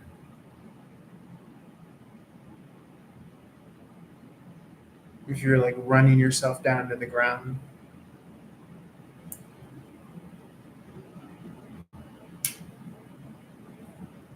So like an honest assessment if you really enjoy it or really like it, or really get the satisfaction from the things that you do.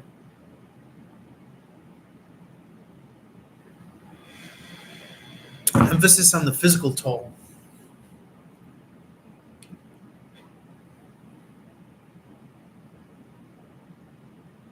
Of certain lifestyle habits.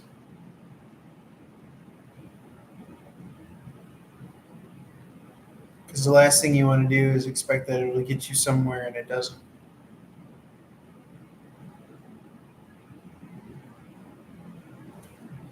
And I think Spirit is like trying to do that cutesy thing that it does, where it's like you're trying to get somewhere, but you're already nowhere. Nowhere is broken down to now. You're already here. You're already there, where you're chasing.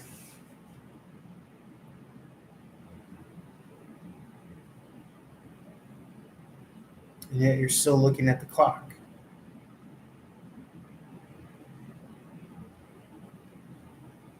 For this external something here.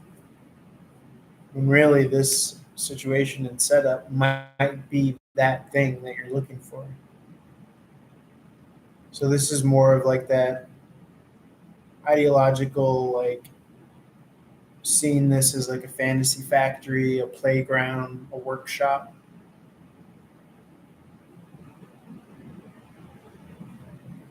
Like the, Santa's workshop. And in that scene of it, using the imagination, that's where the magic comes from. And that's where the production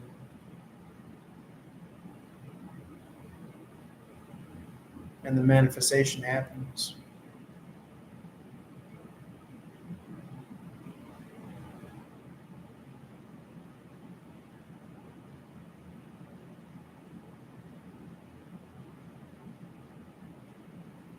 And you know it's going to be in commune with source because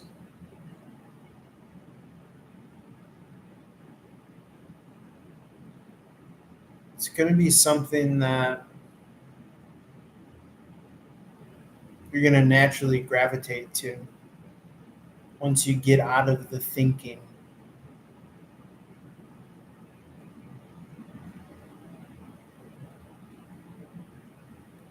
See, this is actions trying to keep up with thinking and thought. The swords are the thinking and the thought, the electric. But the action, the club, the wood, the earth, it's denser than the thought. So you may have been trying to keep up with your thoughts or your thinking, but you can't. It's not possible.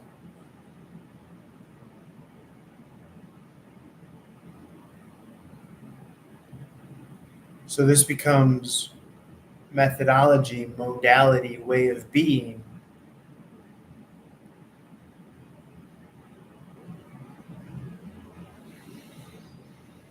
Lifestyle.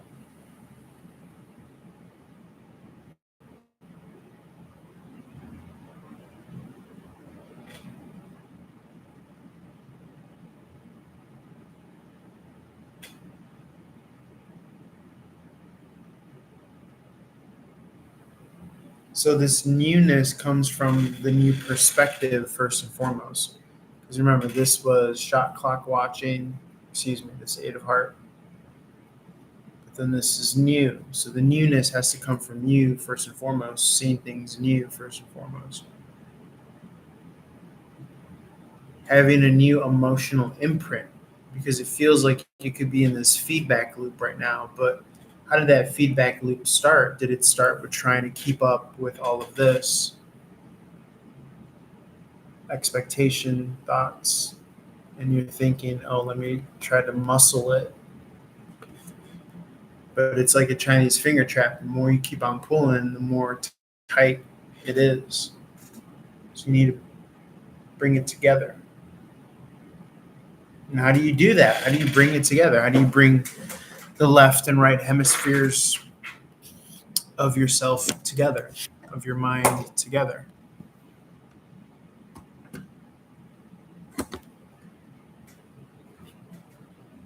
You got to follow the trail. You got to follow the white rabbit, your inkling, your intuition.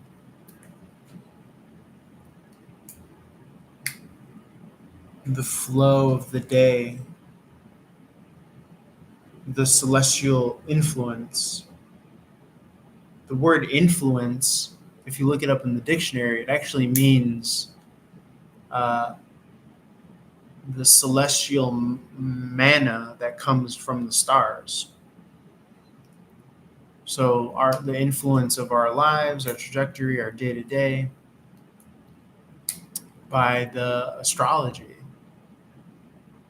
the luminaries, the alchemical planets, and their effect on us. But if we're always ahead of on our skis, then you're not going to be as susceptible to that influence. You're going to be more so thinking that you're in control, thinking that you're running it because you're chasing after this. But the thing is that this never stops. You will break down before this stops.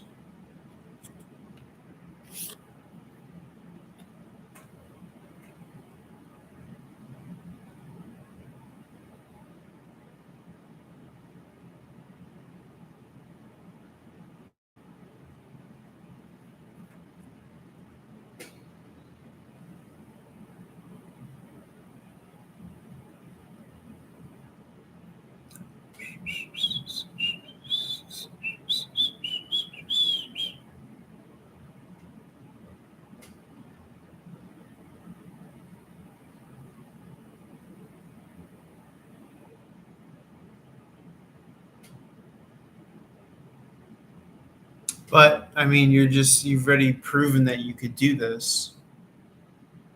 So it also feels like you might as well get something out of it.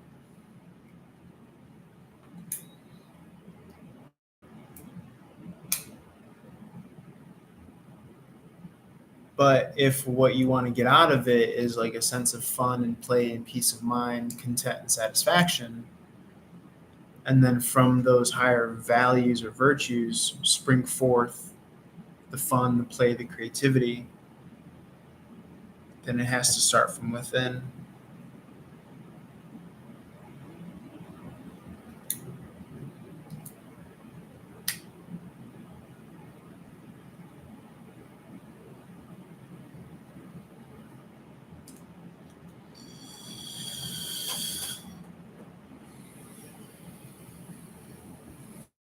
Let's rearrange this and see if we can get anything else out of it.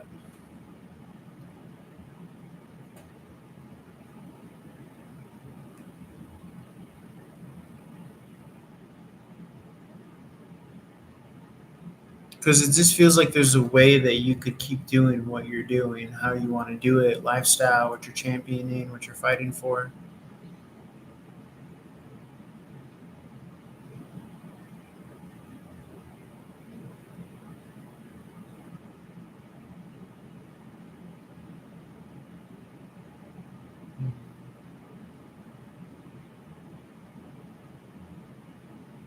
And to say like, but you just need more trust and more faith, it sounds oversimplified. But it's almost like spirit is putting his hands on your shoulders, his her non-binary hands, and it's like, no, you don't understand. You really are not.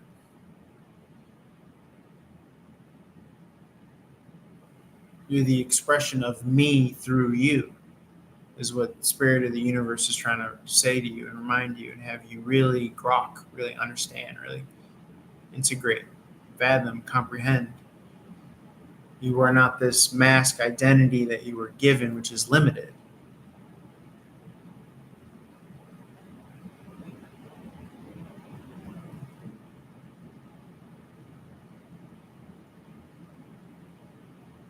I'm reminded of like a dog chasing a car. Like, what the fuck is a dog gonna do when he gets to the car? Like, what the fuck? You see all those memes with like dog at the wheel.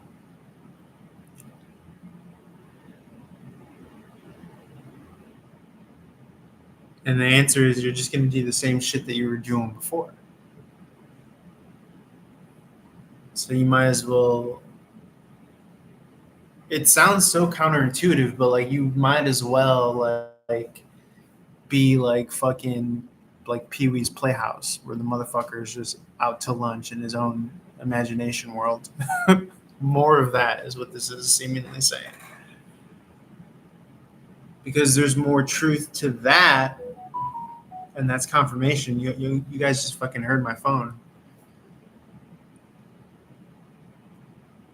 Than the world that they gave you. If anything has told us this past 4 years,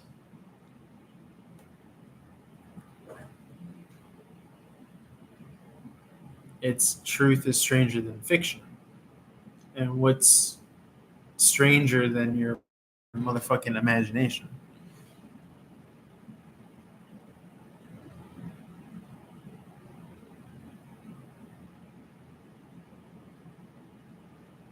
Because we've just been on the receiving end of all of their low level fiction. And Spirit is saying, motherfucker, let's write some high level rom com, you know? Don't forget that part of it.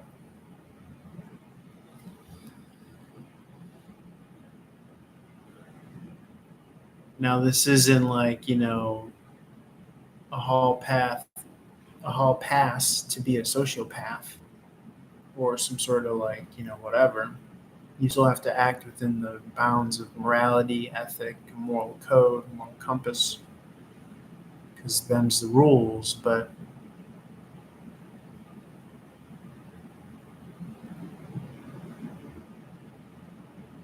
you are in charge of and responsible for ripping out all that bullshit programming that they gave you to care about.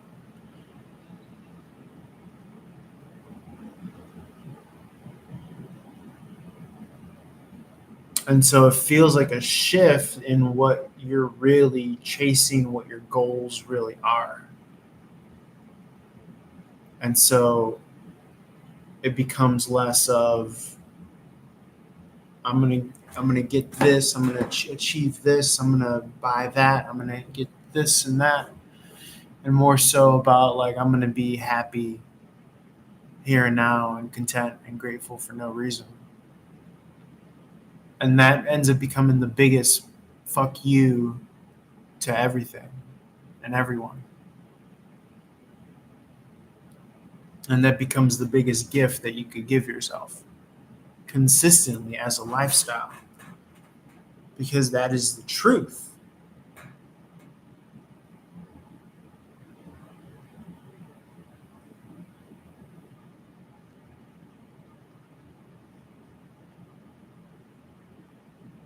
But if you have Stockholm syndrome from all your fucking life, you don't know where your ass and your elbow is. You don't know what the truth is. So your values are all fucked out and corrupt and over the hills and far away.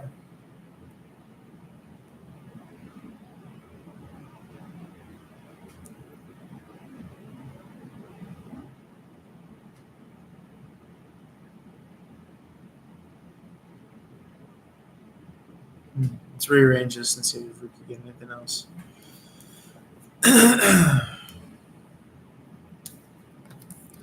No flex zone. No flex zone. We got 2 8s here. Shot clock watching.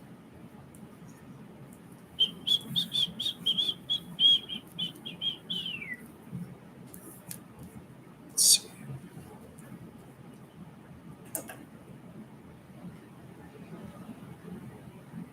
The pursuit of happiness here. Pursuing happiness. As if it's not here already right now.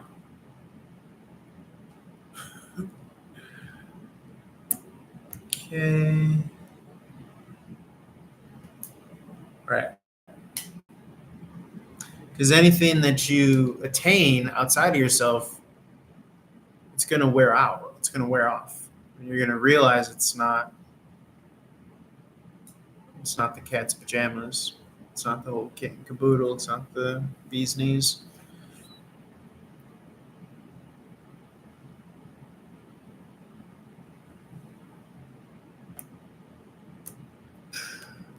See 888 here.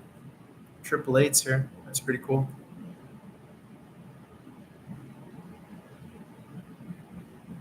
Very cool.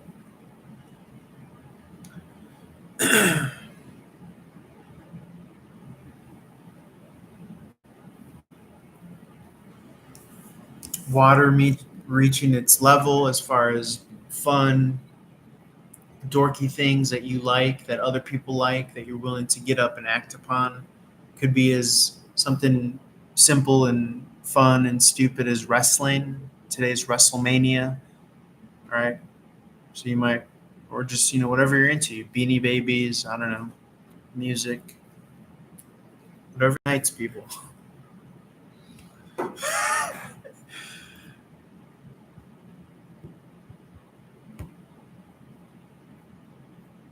And a lot of trust and faith and confidence that you already have these initiatives ingrained in you more than you might give it credit for. You're already a fan of fill in the blank. For me, it's comedy podcasts, MMA, wrestling. Like, these are your relationships. Fail safe, in the very least, if you're experiencing symptoms of loneliness or what have you. It's something to sneeze at. Could also be some concerns over fiscally, financially, if you feel like things are drying up. Not to worry. Sign of the times. This is just the ebb and flow of things before, the big wave crashes. But what you're meant to do is to realize that there is a big wave here and now, and to tune and tap into that and enjoy that. And that usually happens when you zoom out and give it a little perspective as to like, this time is never going to happen again. You know what I'm saying?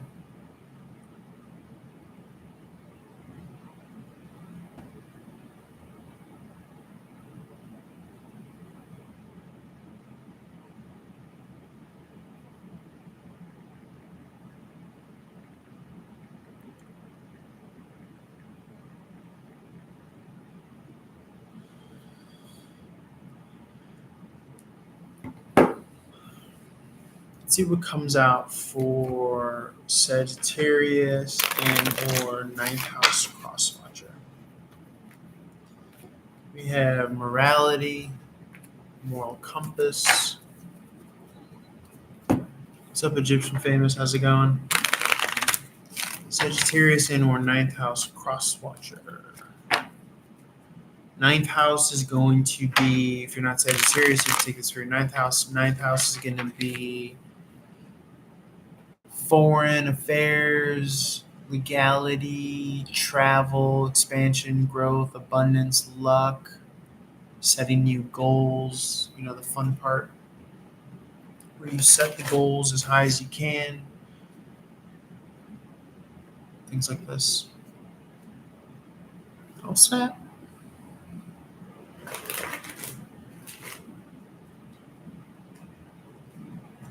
Let's see what comes out here, Spirit.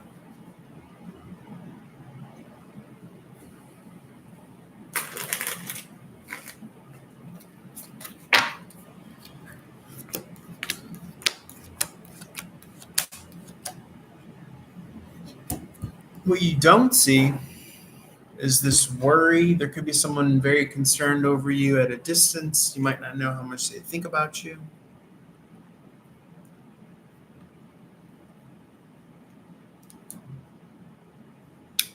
You're very kind of ethically, morally inclined here with your choices. You're at it for growing for the long term, the long haul, the long run.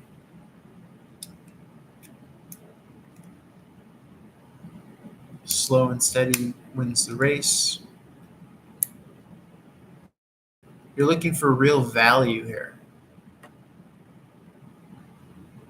No jokes, no games, very serious about this. At times, maybe you feel like you're too picky. I see communication, could be with a father, could be with a masculine, Libra, Scorpio, non-gender specific.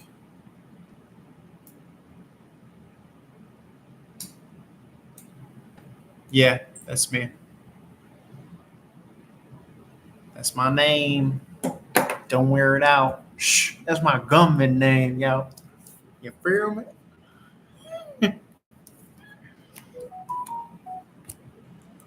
Oh, snap. I don't know what that was. Let's see what comes true. I'm going to rearrange this and see what else we could get from it.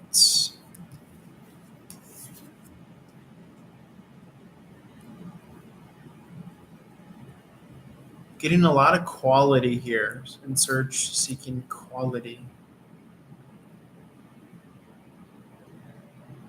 Sometimes having a lot of options leads to having no options or confusion. That's what I'm seeing here. But you only have your kind of ethic and morality to guide you.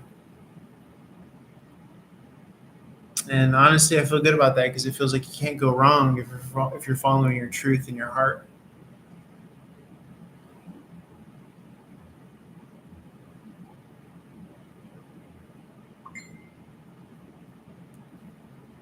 What the hell? No flags, song. No flags, song.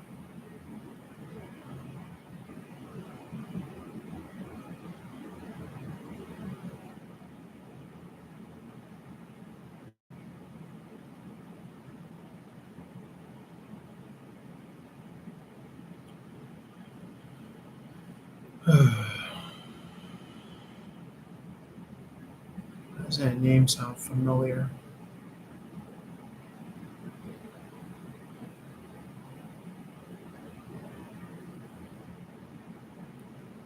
Okay, so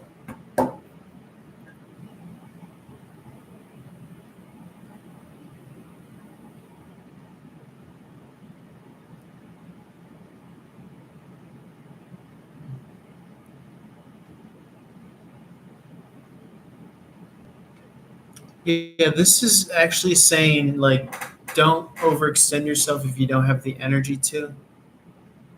Focus on your vision and your goal, where you're headed, not necessarily the past.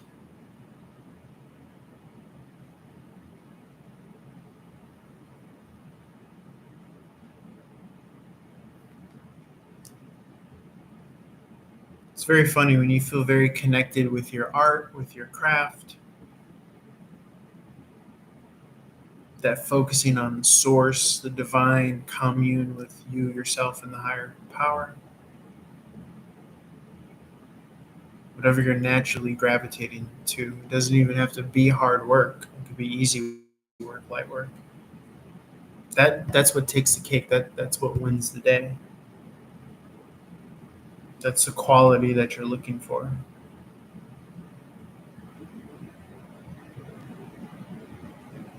Hmm.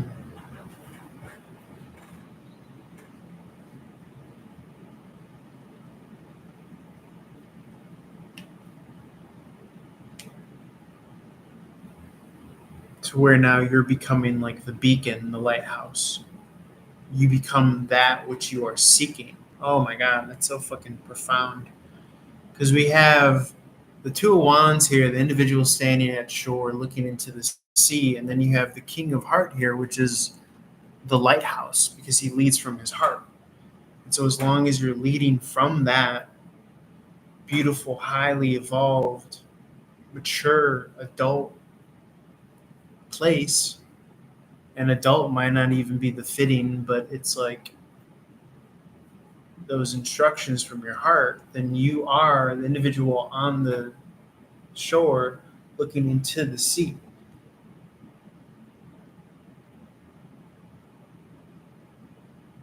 It represents the vision, the viewpoint, perspective, the ability to see, but not with your eyes, but with the soul. And that's what this lighthouse is because it leads you. It's a light, it's a luminary that leads you to the next path, to the next jet stream, the next current, the next channel.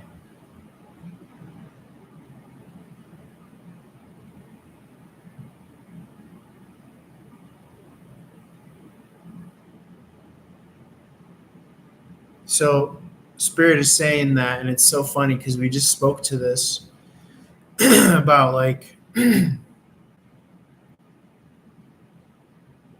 really going to where your bread is buttered and very much so being kind of honest and assessing where that's at and make sure that you're not turning your back on something that you've already cultivated over a long period of time and trying to strive for something else.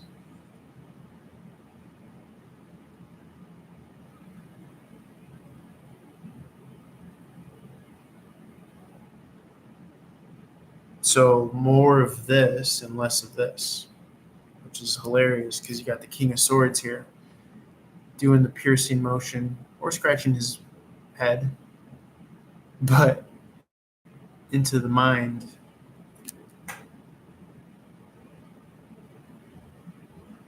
For the sake of the heart. The mind says, I need this, I need that, I need this, I need that. But the heart says, if none of that happens, and what's the worst? What's the worst that could happen? I fall back on, people that love me, that care for me. You know what I'm saying? The heart says, oh no, it's already all here now. The millions that you seek, the mansions, the success, the this, the that, it's all here now. You're with it all here now at this nexus of the quantum where the soul is. So still the mind, quiet the mind, that's spirit, and let the soul be the lighthouse.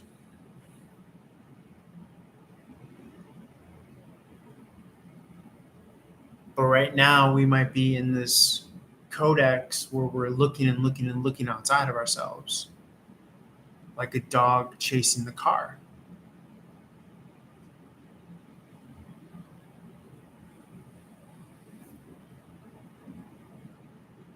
And it's not about that.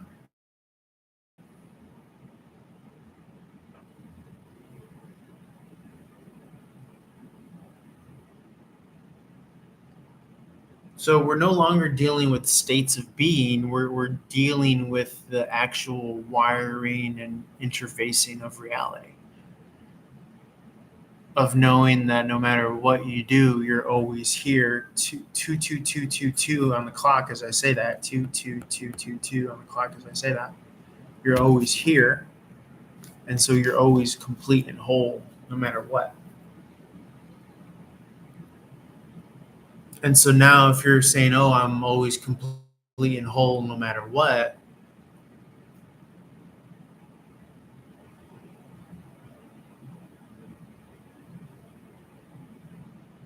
then let me have some more elbow room for myself.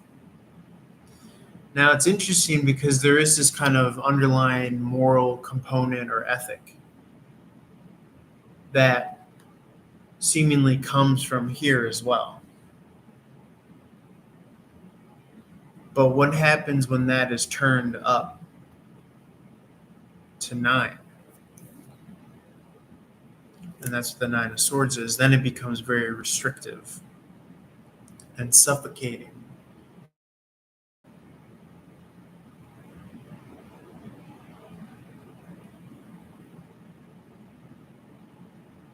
And so there's just a little bit of trying to have an objective, clear eye to see this.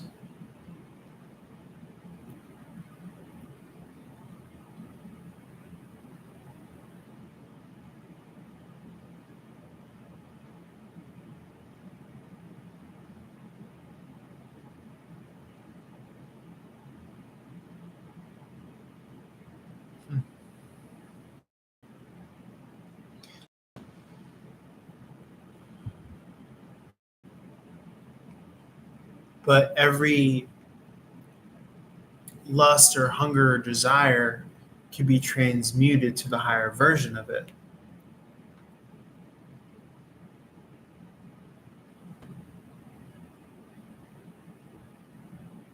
And that's your birthright. This King of Heart here in the upright.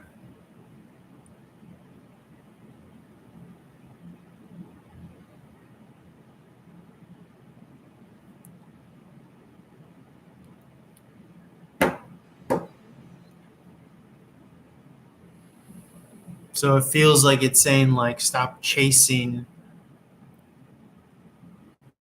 and be found. Stop chasing and be found. Stop looking and be found.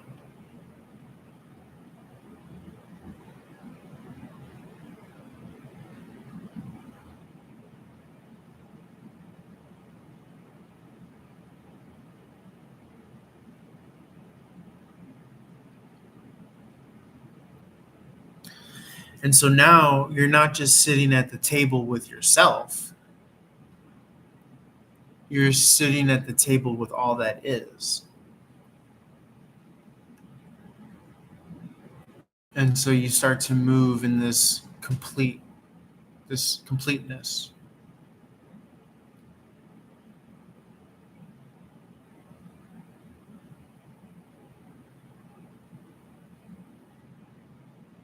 And so you are the alpha and the omega paradoxically.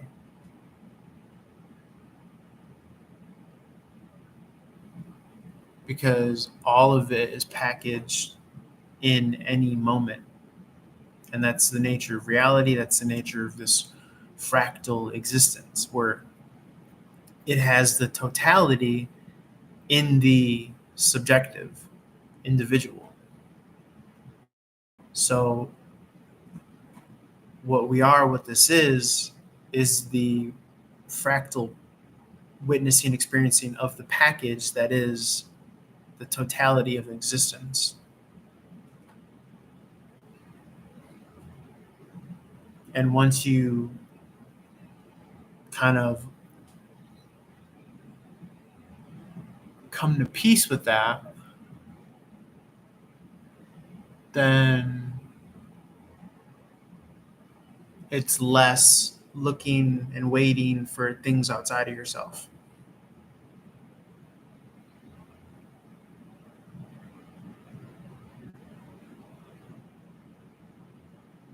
That I'll give you an example. It's like, okay, like you're in a basketball game and you're in the fourth quarter and you're thinking, oh, I'm going to start playing when there's only 5 minutes left.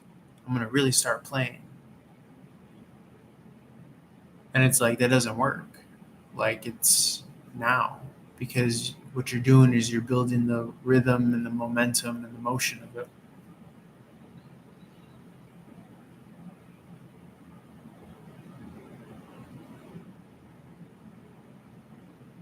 And so that's why they say, like, if you start now, don't be surprised when it blows up into something huge and big. Does that make sense?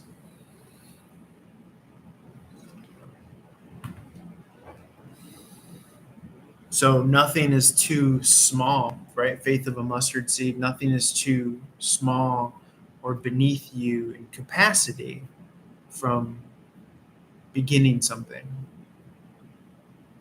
or to begin something right now. Because in that beginning is also the completion.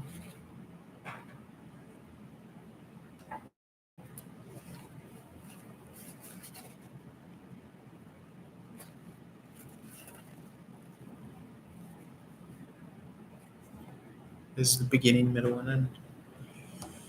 Very fucking deep and profound, Sagittarius. You motherfucker. You're the most philosophical sign of the zodiac, aren't you? You really showed out here with the energy. Very cool. So I think what happens is that the mind tries to undermine like every moment, or else it would be so consumed and overwhelmed. And so everything then becomes kind of like remote, virtual in the interface of life.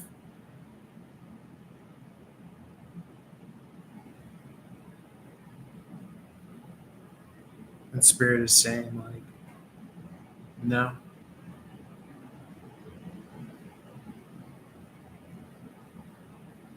Like, do you know how long shit had to had to happen and be put together for this piece of wood table for me to be able to feel it? You know what I'm saying? Like, if we fathomed how many pieces had to happen sequentially in order for me to get to this state to where my hand could touch this table. But it's like we've already like written it off because we've normalized everything. So that's what I talk about when we're saying you're playing within 4 quarters of a basketball game. You're looking at the clock, your shot clock watching. And spirit or God or whatever finds that hysterical, because to the infinite, if you're shot clock watching, then you're not in the game, you're not present, you're not in the infinite. Why would you construe this cage to take yourself out of the infinite?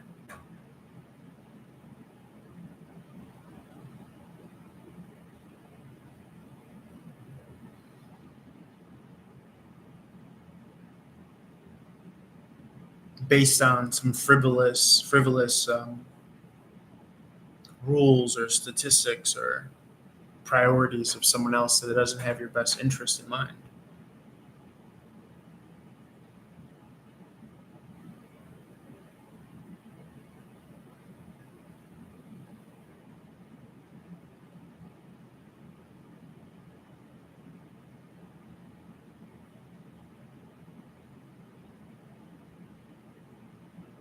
So it becomes about living from that point zero.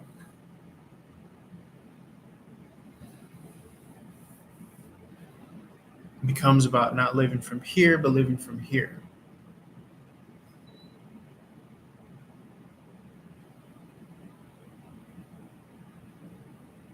It's so funny, like, I'll give you an example of, like, you think about a topic, right? And it might invoke in you some fear or dread or whatever, but that's just the mind. And then so you might have to even think about something positive to offset that. But what happens when you offset it? It just brings it back to balance, point zero. And so spirit is saying, don't be the bitch of the mind. Don't be the slave of the mind. Don't let it get your goat.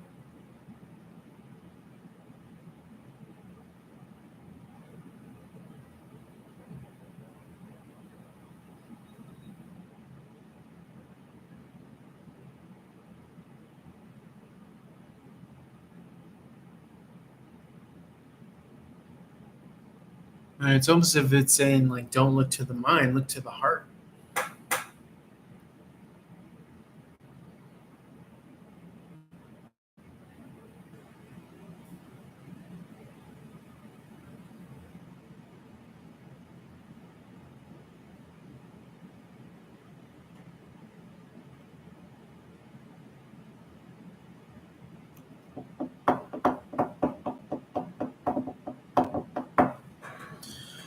Damn, Sagittarius really showed up and showed out on this one. Okay, let's see what Capricorn has to say. That was crazy.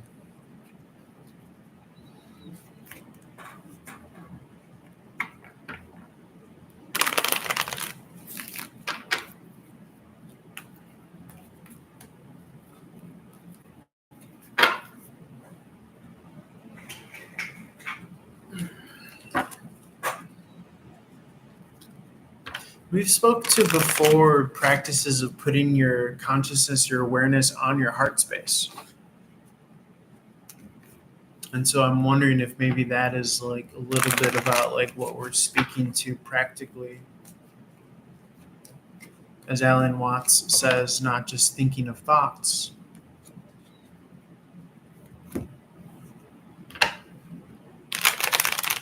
Because we know that doesn't end. So then maybe there's a way that we could live more so from the heart space. And maybe putting our focus on our heart space has something to do with that. Almost as if it's a brain. And I think there's been studies saying that the heart has a significant amount of neuro connections as would a mind or a brain. You could even say the same thing for trust your gut. What's your gut say? What's your heart say? And so it's almost as if like the mind is for silencing, right? Because they say that when your mind is still or empty, that's the residency of spirit. And at the bottom of your heart is where your soul is located.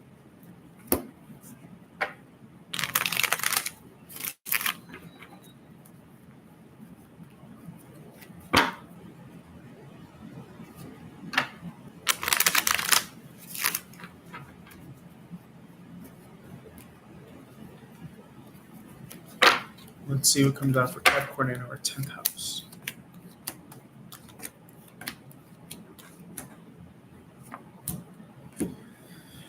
What you don't see, Queen of Cup in the upright. 10th house is work and career, so you're probably going to be interested in this if you're not a Capricorn. Or if you're a Capricorn, you can take this wholesale. Queen of Heart in the upright, Gemini, Cancerian energy. Traditionally a mother figure. It could be a warm, compassionate female energy, non-gender specific. You see the Ace of Pentacles here. Could be the Queen being very giving by nature. incoming communication.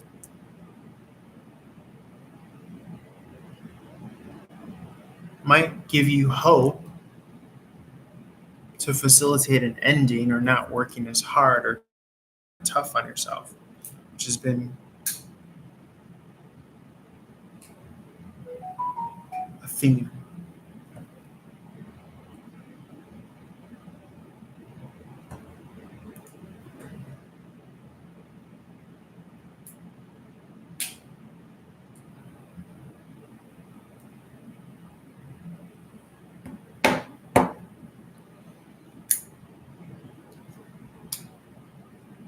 But it could be that you're so used to working so hard because that might have been like that old world grind mentality.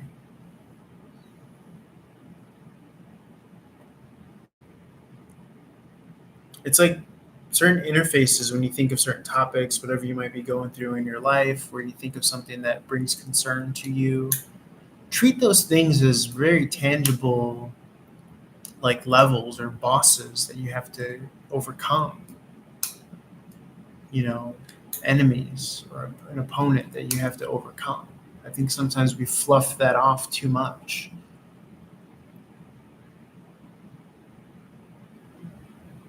And spirit is like, no, I want you to think of this as real. I want you to think of this as real as this, because this is going to inform all of this. I need you to get to the root of it all.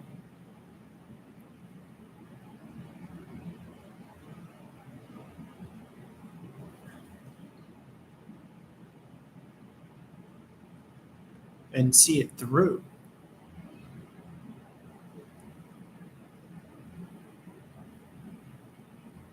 And that speaks louder than words and thought.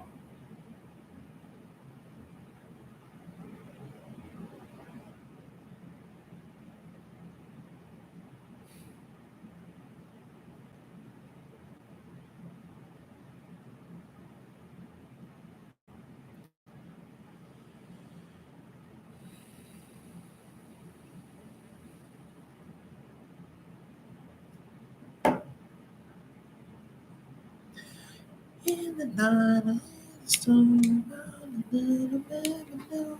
Someone far along the road, lost a soul. Doing so harmless.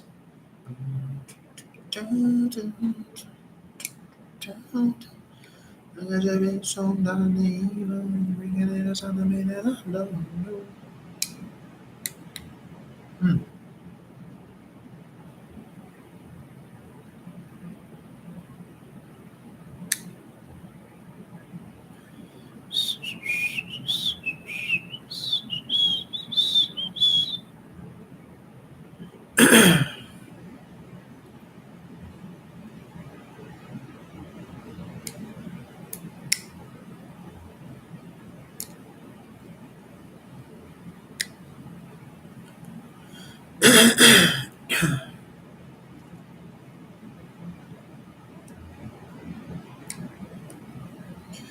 Ten of Pentacles here. This is a household. Could be a company. It's next to the Six of Cup in reverse. That's usually nostalgia, leaving friends, leaving childhood times behind.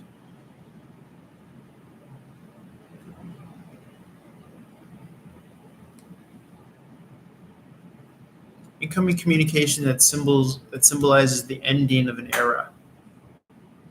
This opportunity to move to more peaceful times.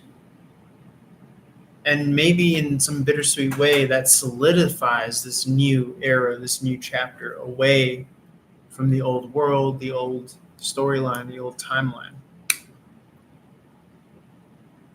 But it's our job to know in our wise alignment that this is better, bigger and better than anything. And it starts here and now.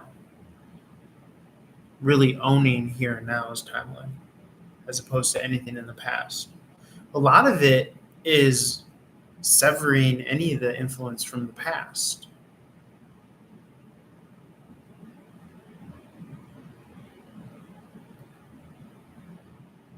that may have you tricked into believing that it was sweeter than it was.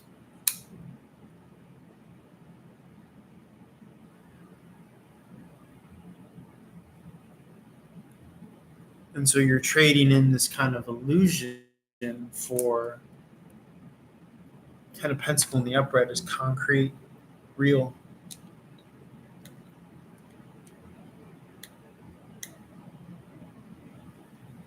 Let's see what comes out here.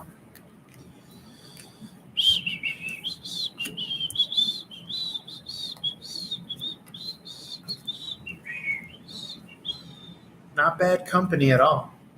Queen of Pentacle, Ten of Pentacle, Ace of Pentacle.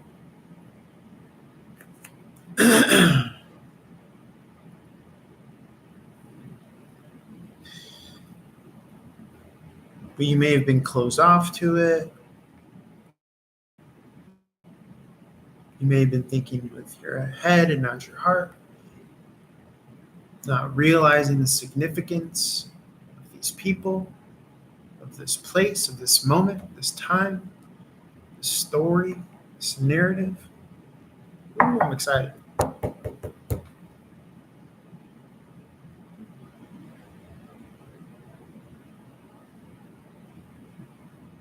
You have fucking options, bro.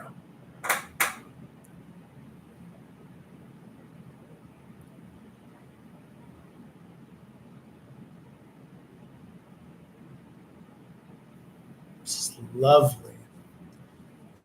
Anything else? He's got the whole world in his hands. He's got the whole world in his hands. He's got the whole world in his hands. He's got the whole world in his hands. Oh, yeah.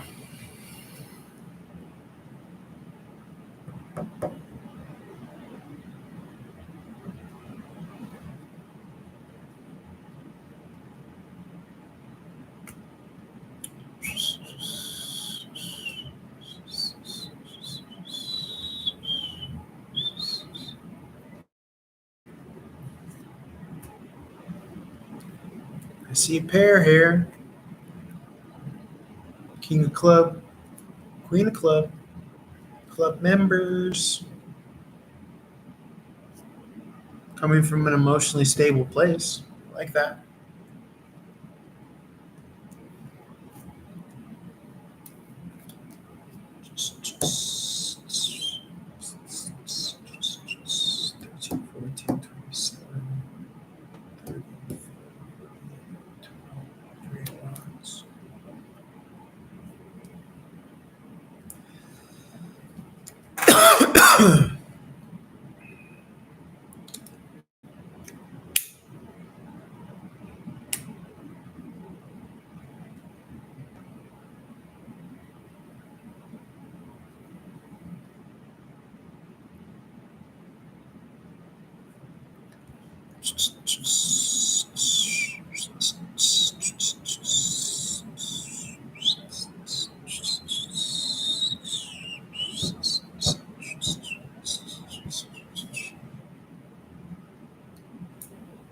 Wow. You're more like beautiful and like sexy when you're in like this present energy. When you really know that the world has your back, the universe has your back. And it sounds so funny, but because all we're shown is people out for themselves.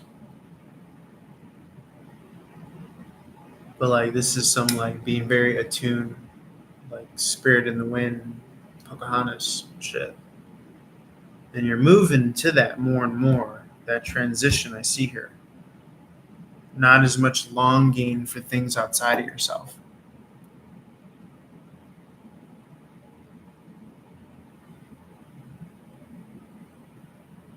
If that makes sense.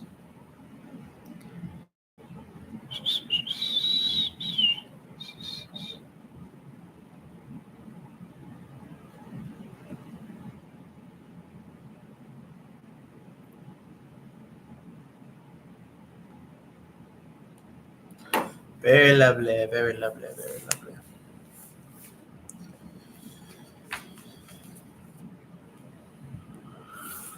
Let's see what Aquarius in or 11th house has to say, Spirit.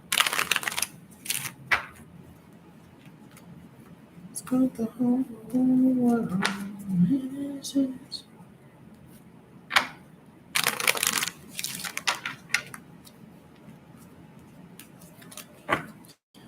Yeah, mommy and daddy.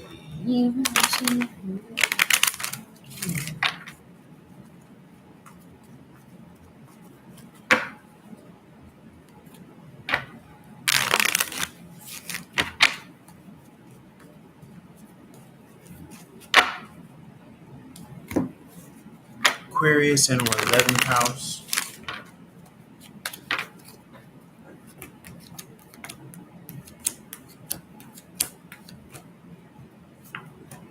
What you don't see, Two of Pentacles in the upright.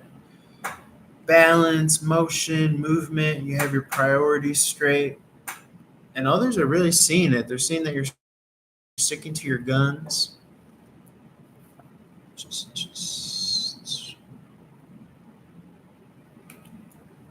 You might be taking a little bit of a rest break for Sword in the upright.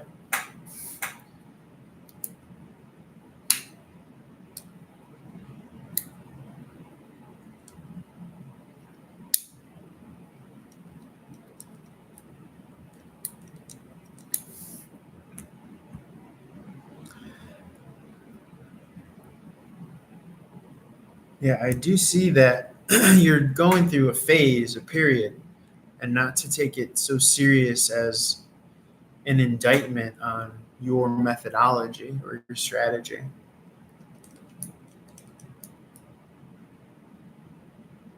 Any pace that you move is the right pace on any given moment, in any given moment on any given day. Know this. Know that.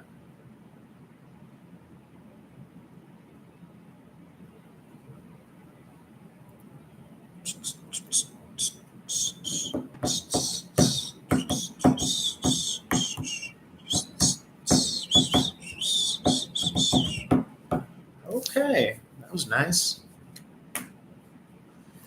Didn't really reorganize things. Actually, let me see if I can.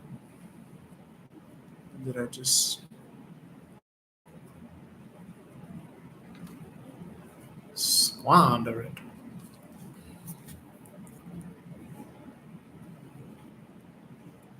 Forgot what it was.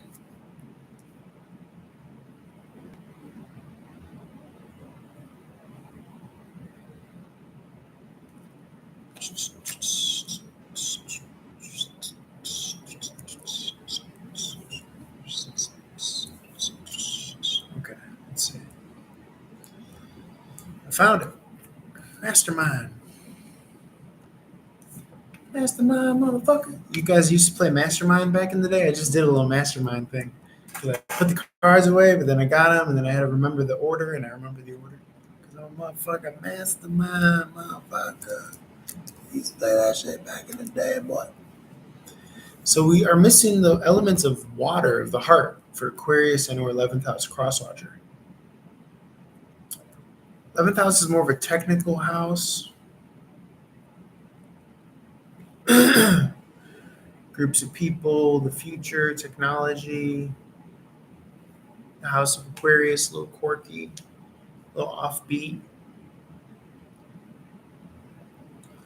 I do see a big victory coming in. I've been calling it that Jupiter conjunct Uranus and Taurus, and Uranus is the ruling planet of Aquarius. 6 of Wands are present here, so that's a victory. Queen of Swords. You're not going to see it. You're overthinking it. It's like as you come down to the wire, your anxiety has the potential of growing higher and lack of trust in them. But you have to remind yourself, I haven't gotten this far just on my own. I've had so much help from spirit. And that's the understatement of the century, but that's just true. And this has us forget that all the time. So that's why you need to be here.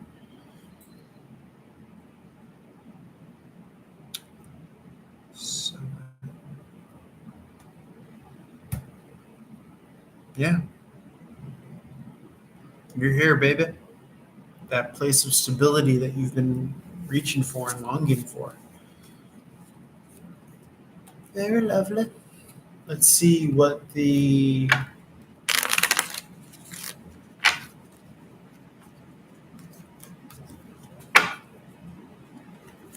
12th house or Pisces. 12th house is, if you're a cross watcher, take it through 12th house. 12th house is spirituality, hermetism, intuition, fantasy, dreams, spiritual path and journey, purpose. If you're Pisces anywhere in your chart, feel free to take it down. Very interesting. A lot of characters coming out here. What with all the kings? Let's get one for what you don't see. What you don't see. Damn, we tracking, baby. 10 of heart in the upright. Happiness, whole, completion. It's imminent. It's here now. You don't want to let the emotional moodiness ruin it. If you're playing by the old program or the old playbook of just money, brass tacks, that'll really get in the way of this energy. Oh, let me see.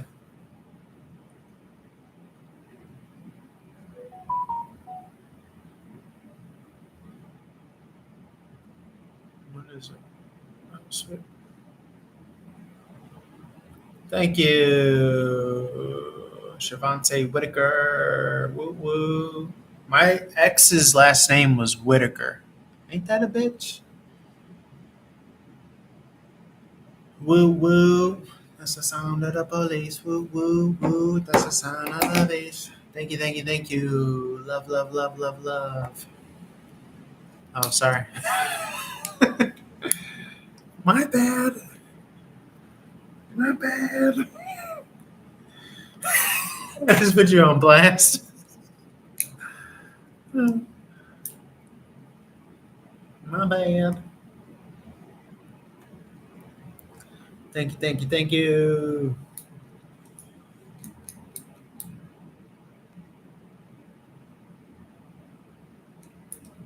Yeah, so not letting a bad mood, because remember, the mood is being dictated by old instructions of programmed understanding of how you should be living life. Not letting that get in the way of your happiness. Because it's like, it's almost as if the gods are viewing that. King of Pentacle, King of Heart.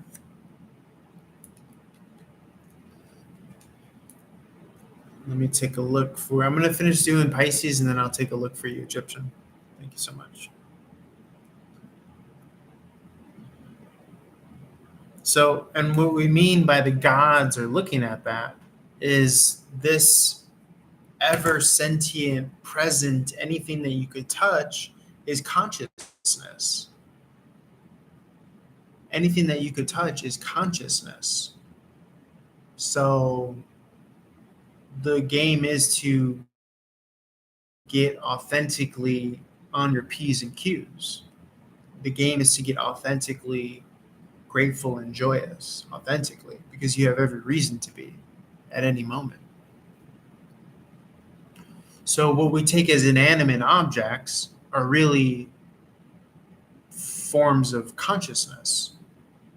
And since God is being itself, right? When God told Moses, I am that I am, that means I'm before the categorical. I'm the substrate of reality itself.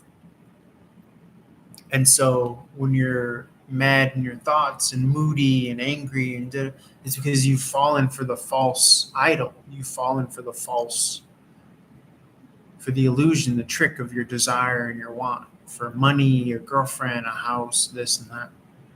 And that's what this means by the gods are watching that, because everything is God, everything is consciousness watching this. Nine of Heart. And so if it sees you in that modality, it has to pull you out in its infinite wisdom and love, and it has to jostle that feedback loop that you're in. Because sometimes you get in such a feedback loop, you don't even know why you're there.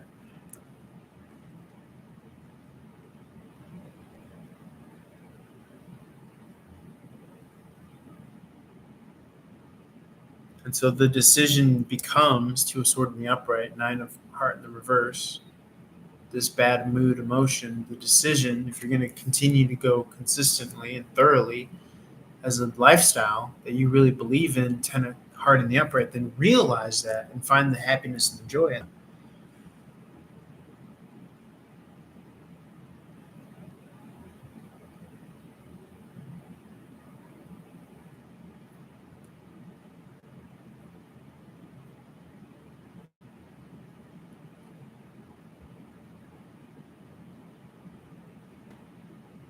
And then you will get up and you will see how open your world is, how open the potential and possibility is for your life, for this life. Because you have the pen in hand. This adds up to 7 of wands in the upright. Baby, let me love you. Yeah. So many ways to love you. Baby, how you break it down? So many ways to love you. Ain't gonna let go, my God. I'm so in love. Find you finally. Made me wanna say. Should have had it in it like now, no mind. Making it.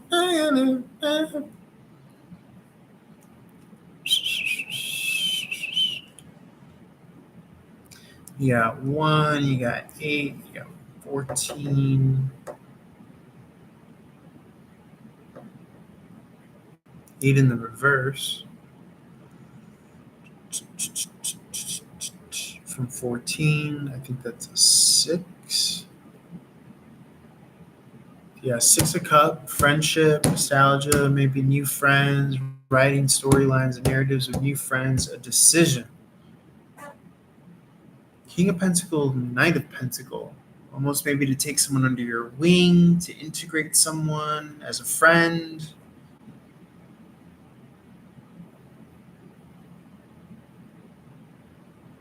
Loving your style. Letting your defenses down, letting someone in.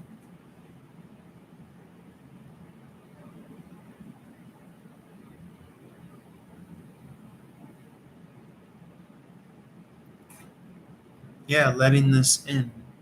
Also, 8 of Pentacles here. You could have someone working for you or you working for someone. A decision to take a job here. Anything else? Rare.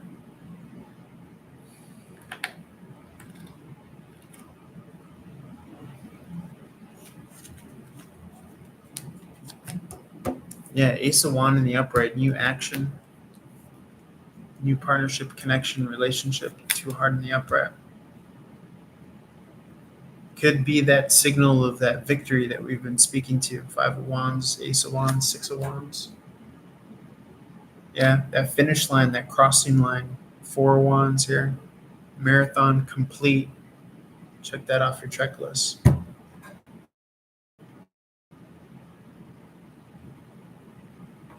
But again, it comes when you don't guilt yourself into this.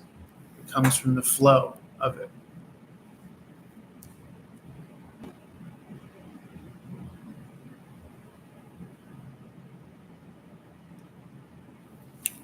Very lovely. All right, that was Pisces. Let's go for Egyptian famous. Let's see what comes out.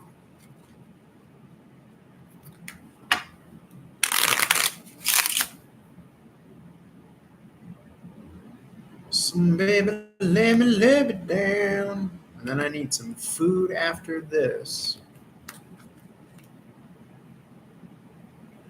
She wanted all and all and all.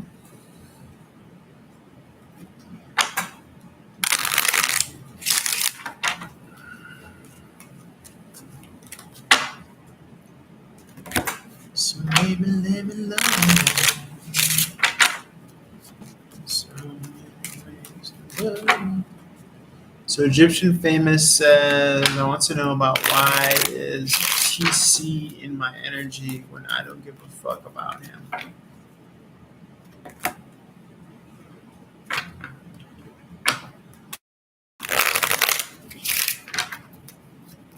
want to know why TC is in my energy when I don't give a fuck about him. You gotta read it like she wrote it. I don't know what to say is my energy. I don't give a fuck about him. That's how she wrote it. Yeah, that's how she wrote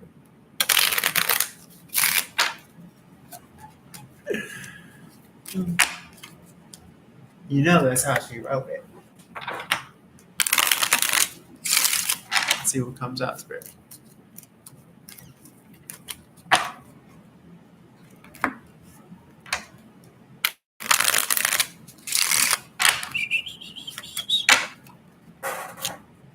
Why is he in your energy? He takes you for a fool. He's playing games with your mind and your heart. He might still think that this is an option or it's open. You see this individual viewing the possibilities here.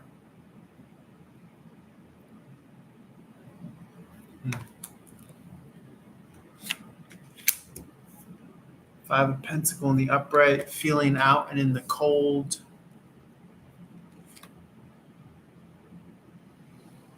Maybe also reflecting about the history. You could still be playing back in the history. So could he, as how the both of you, the two of you, have hurt each other or betrayed each other. 10 of Swords in the upright.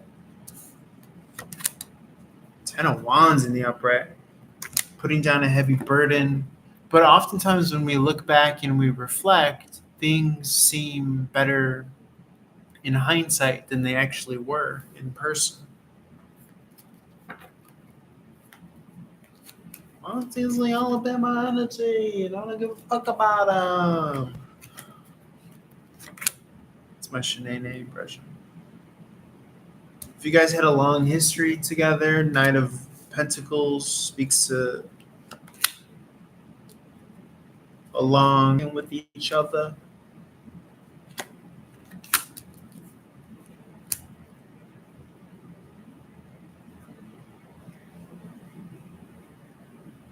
Oh man, you ready? I was just doing your reading, Egyptian famous. Is this person my DM? What's that mean? Is this person my DM? What's that mean? What you asking? You better answer me quick before I expose your government name. Is this person my divine masculine? Well, let's take a look. How the heck are you? Let's see. Loving your style.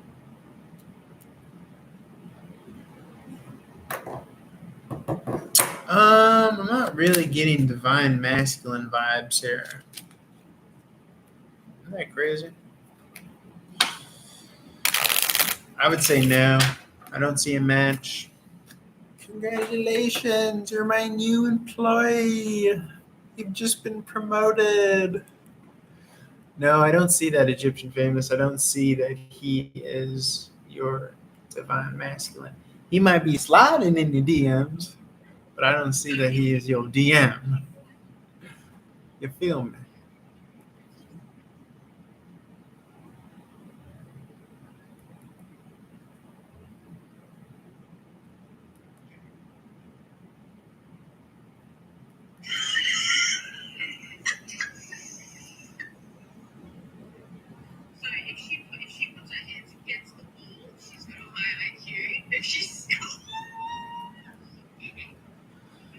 Yeah, when you were gone, I was doing the reading, and it came out that he might be a little trickster, jokester with your energy.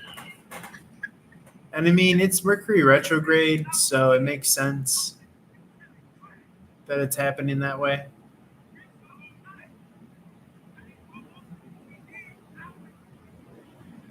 You know.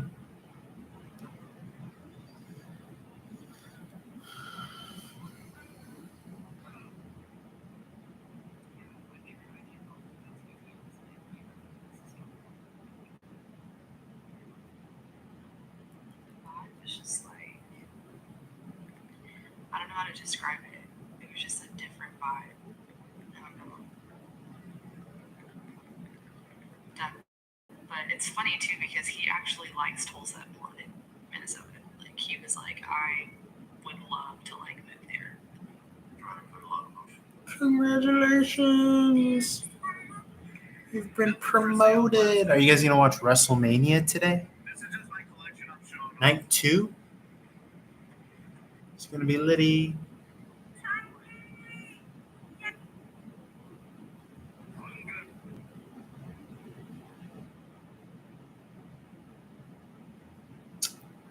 Baby, if you want me. I need some goddamn motherfucking food up in this bitch.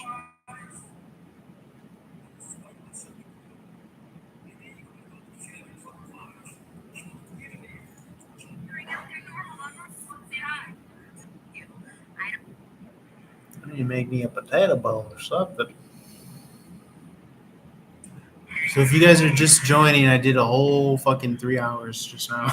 I'm going through all the signs. I don't know how I did 3 hours. I'm proud of that. The Joe Rogan podcast.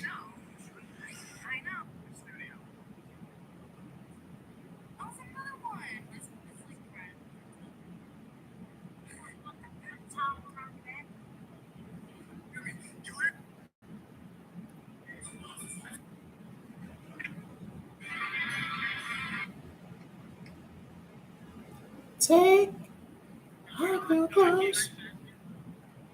And I'm taking clothes off to you.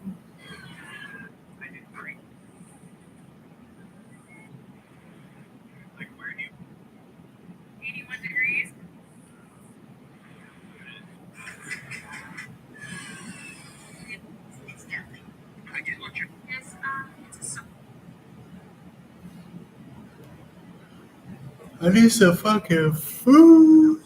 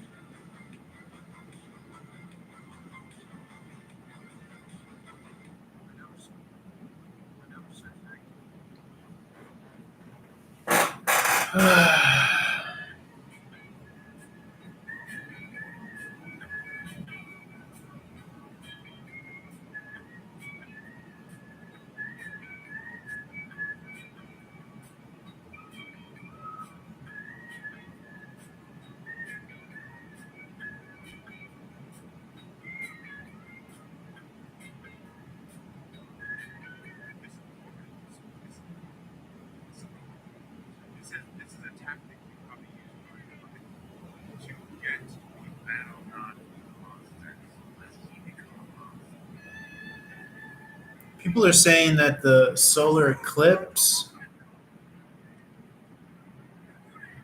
is that it's not the moon that's eclipsing the sun, it's actual what's called the black sun.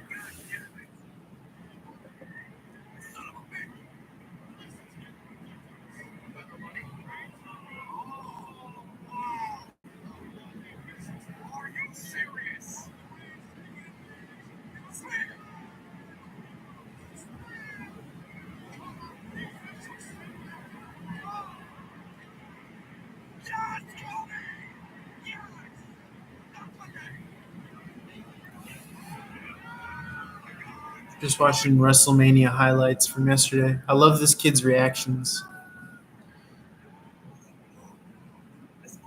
The Rock was wrestling at WrestleMania yesterday.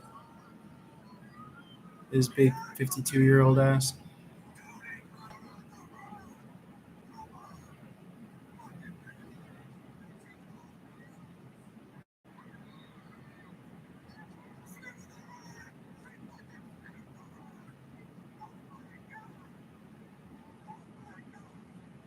I gotta go throw some potatoes in the microwave and eat some food. Oh. There's my bowl at. My bowl is here. What's that? Potatoes, tomatoes.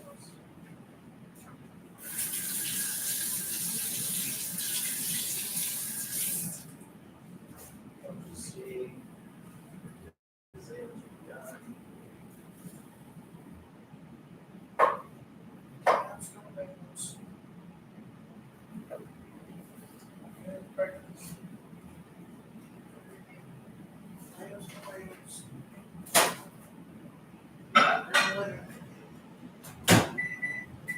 Favorite breakfast, potatoes, tomatoes.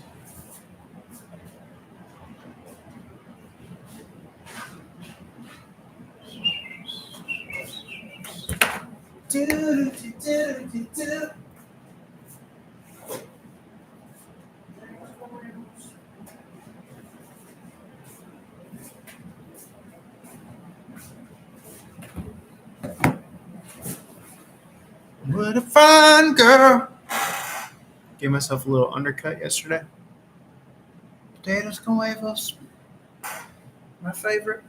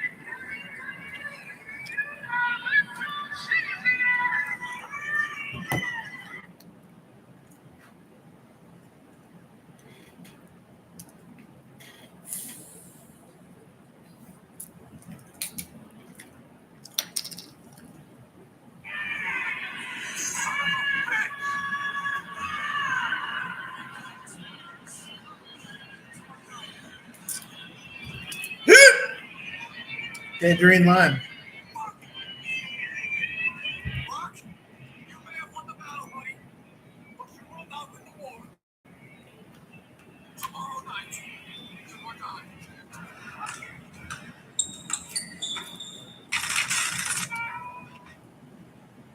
Let's talk about the shotgun pedal system. So I know most of us were taught that you add up the first 5